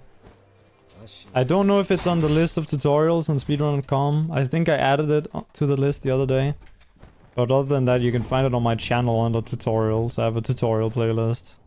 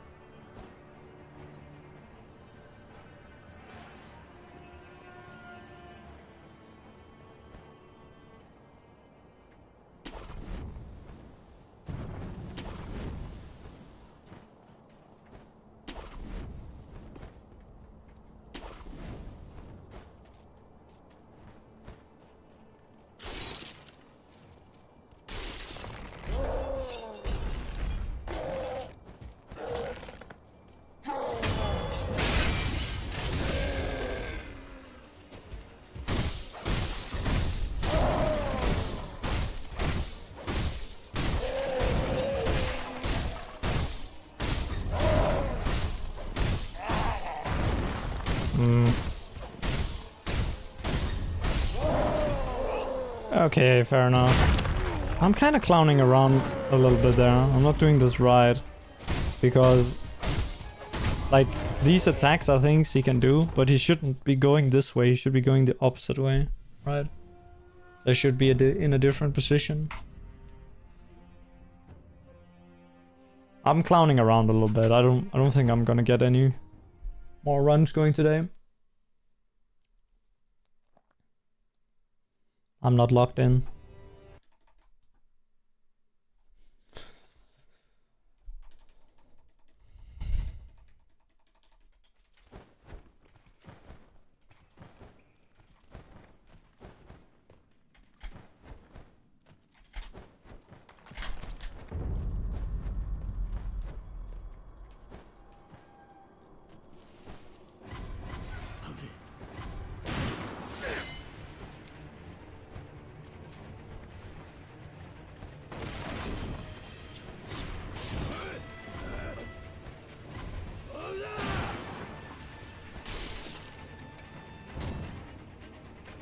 We're gonna turn.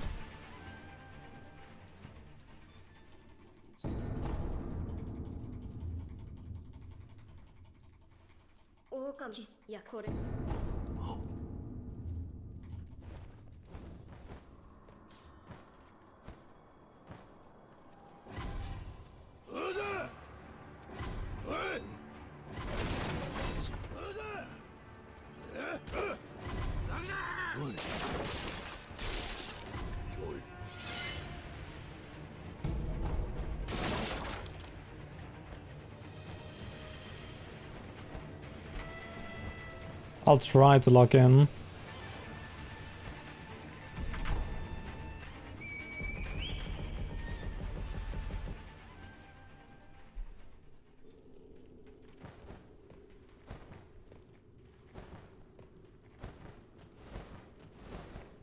Jump out of where you toxic, or do you just climb up and instantly jump? I walk over to the ledge and then I press ledge. Oh! Rare meme. Then I press the ledge grab and then I just press jump to jump off. Well, jump plus like directional keys.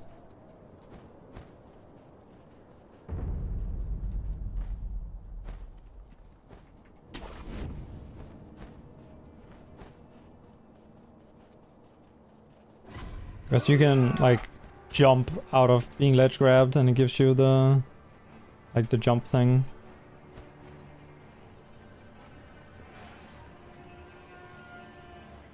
Whereas the letting go gives you the fall animation.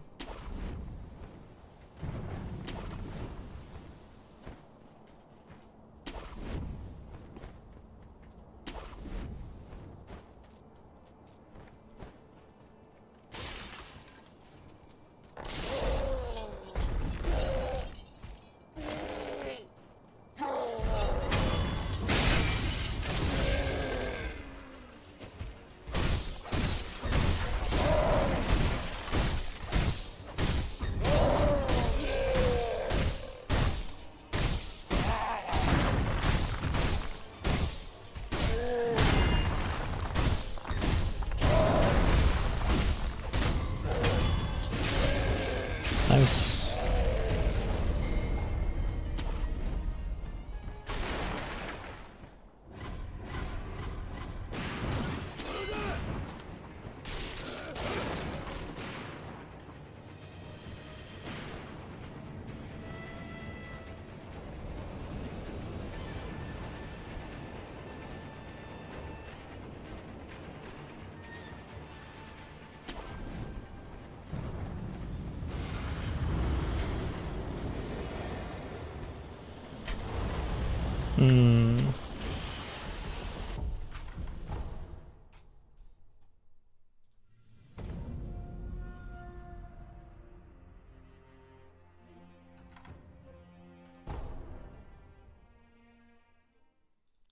No double canyon.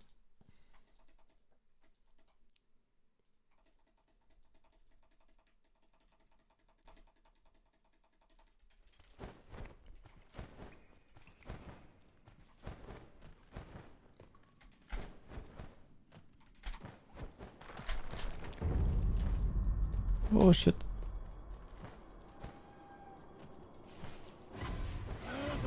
As he here, he startled. So Kuro probably won't turn now. Fuck. Except when you do really bad movement, because then you end up being so slow that he gets to shoot again. Okay. Kuro shouldn't turn, but he might do it anyway. Yeah.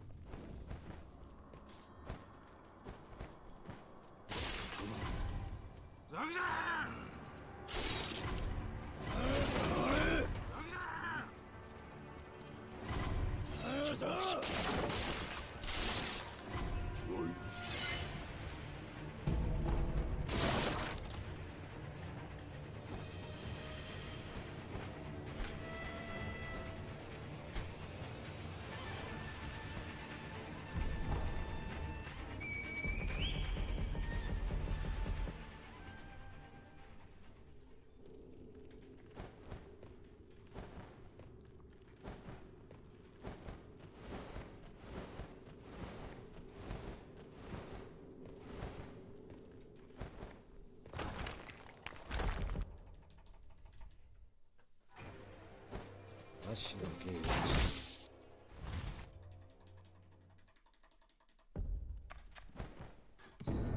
what's up, Sue?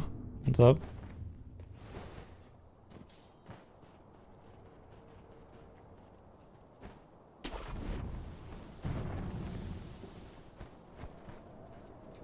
Stop, Sue.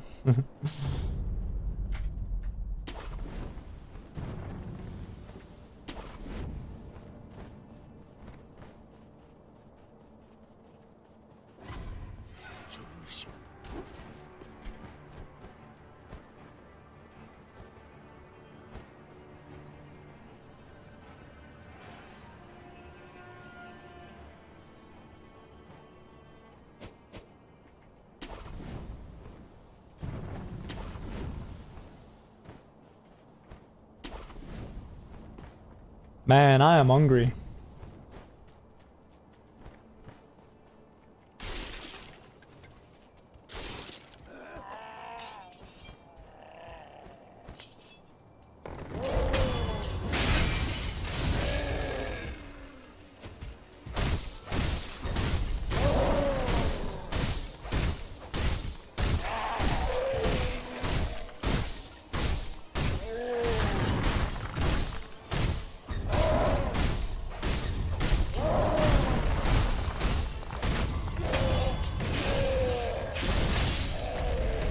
They still have the chicken soup?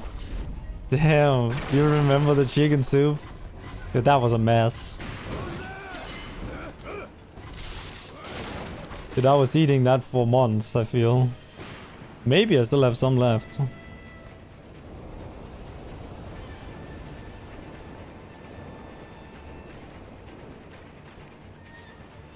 That's crazy that you remember the chicken soup.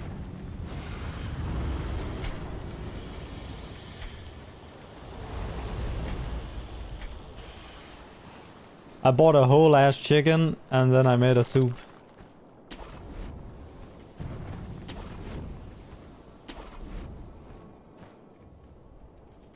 Got a lot of food out of it.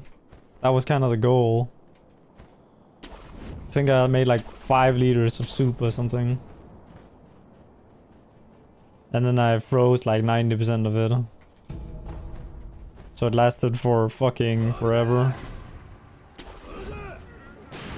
But I did make the mistake of putting pasta in, and the pasta was quite gross after having been in there for so long. The rest was fine, but I shouldn't have put pasta in. Because I was trying to make like chicken noodle soup, but I guess maybe you need to use some specific ones. Or not add them, you know, in the main thing. You add them like, you cook them and then add... I think you know what I mean, right? As you're serving it. Because they kind of fucking become nasty when they're sat in there for like forever. This was really good. Come on, Gyobu. Double spin. No way.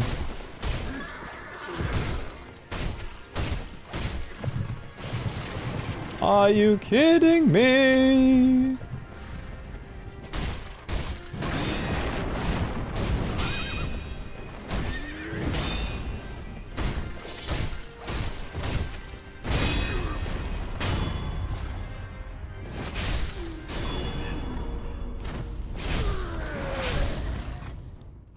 Let's see the time loss. 6, 7, 8, 9, 10. I think 10 seconds.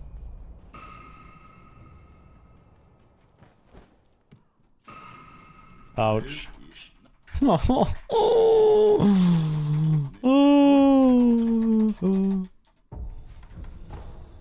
not continuing that, I'm sorry. I'm not continuing that. I'm not continuing plus 10 on Gyobu when I only have like 30 seconds to save the entire run. I could, you could continue those, but it's probably a waste of time. Because the rest of the run needs to be perfect and then I need to get lucky as well. Because if you look at this best possible time, right? This was the best possible time I had off, or like when going into Ape in that run I had earlier. Dude. So I would need to equal that run earlier, I would need to gold every single split from now until Ape to be equal with that run earlier. Yeah. Sounds reasonable.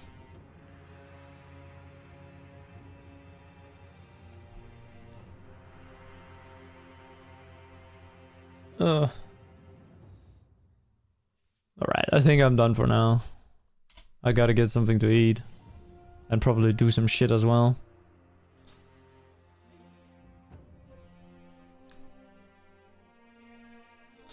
Alright. Thank you for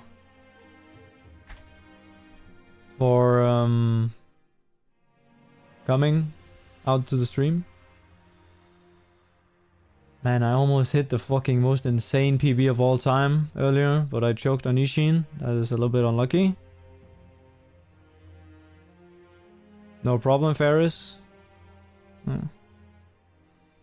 I just gave a little preview of who we were rating. Sorry if that was loud. Was not my intention.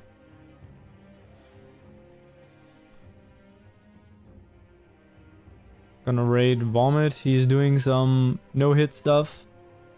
All bosses and mini-bosses. Attack power 1.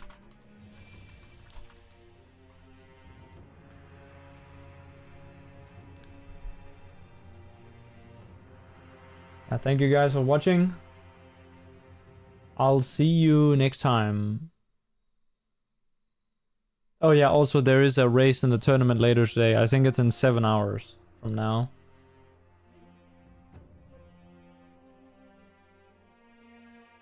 So yeah.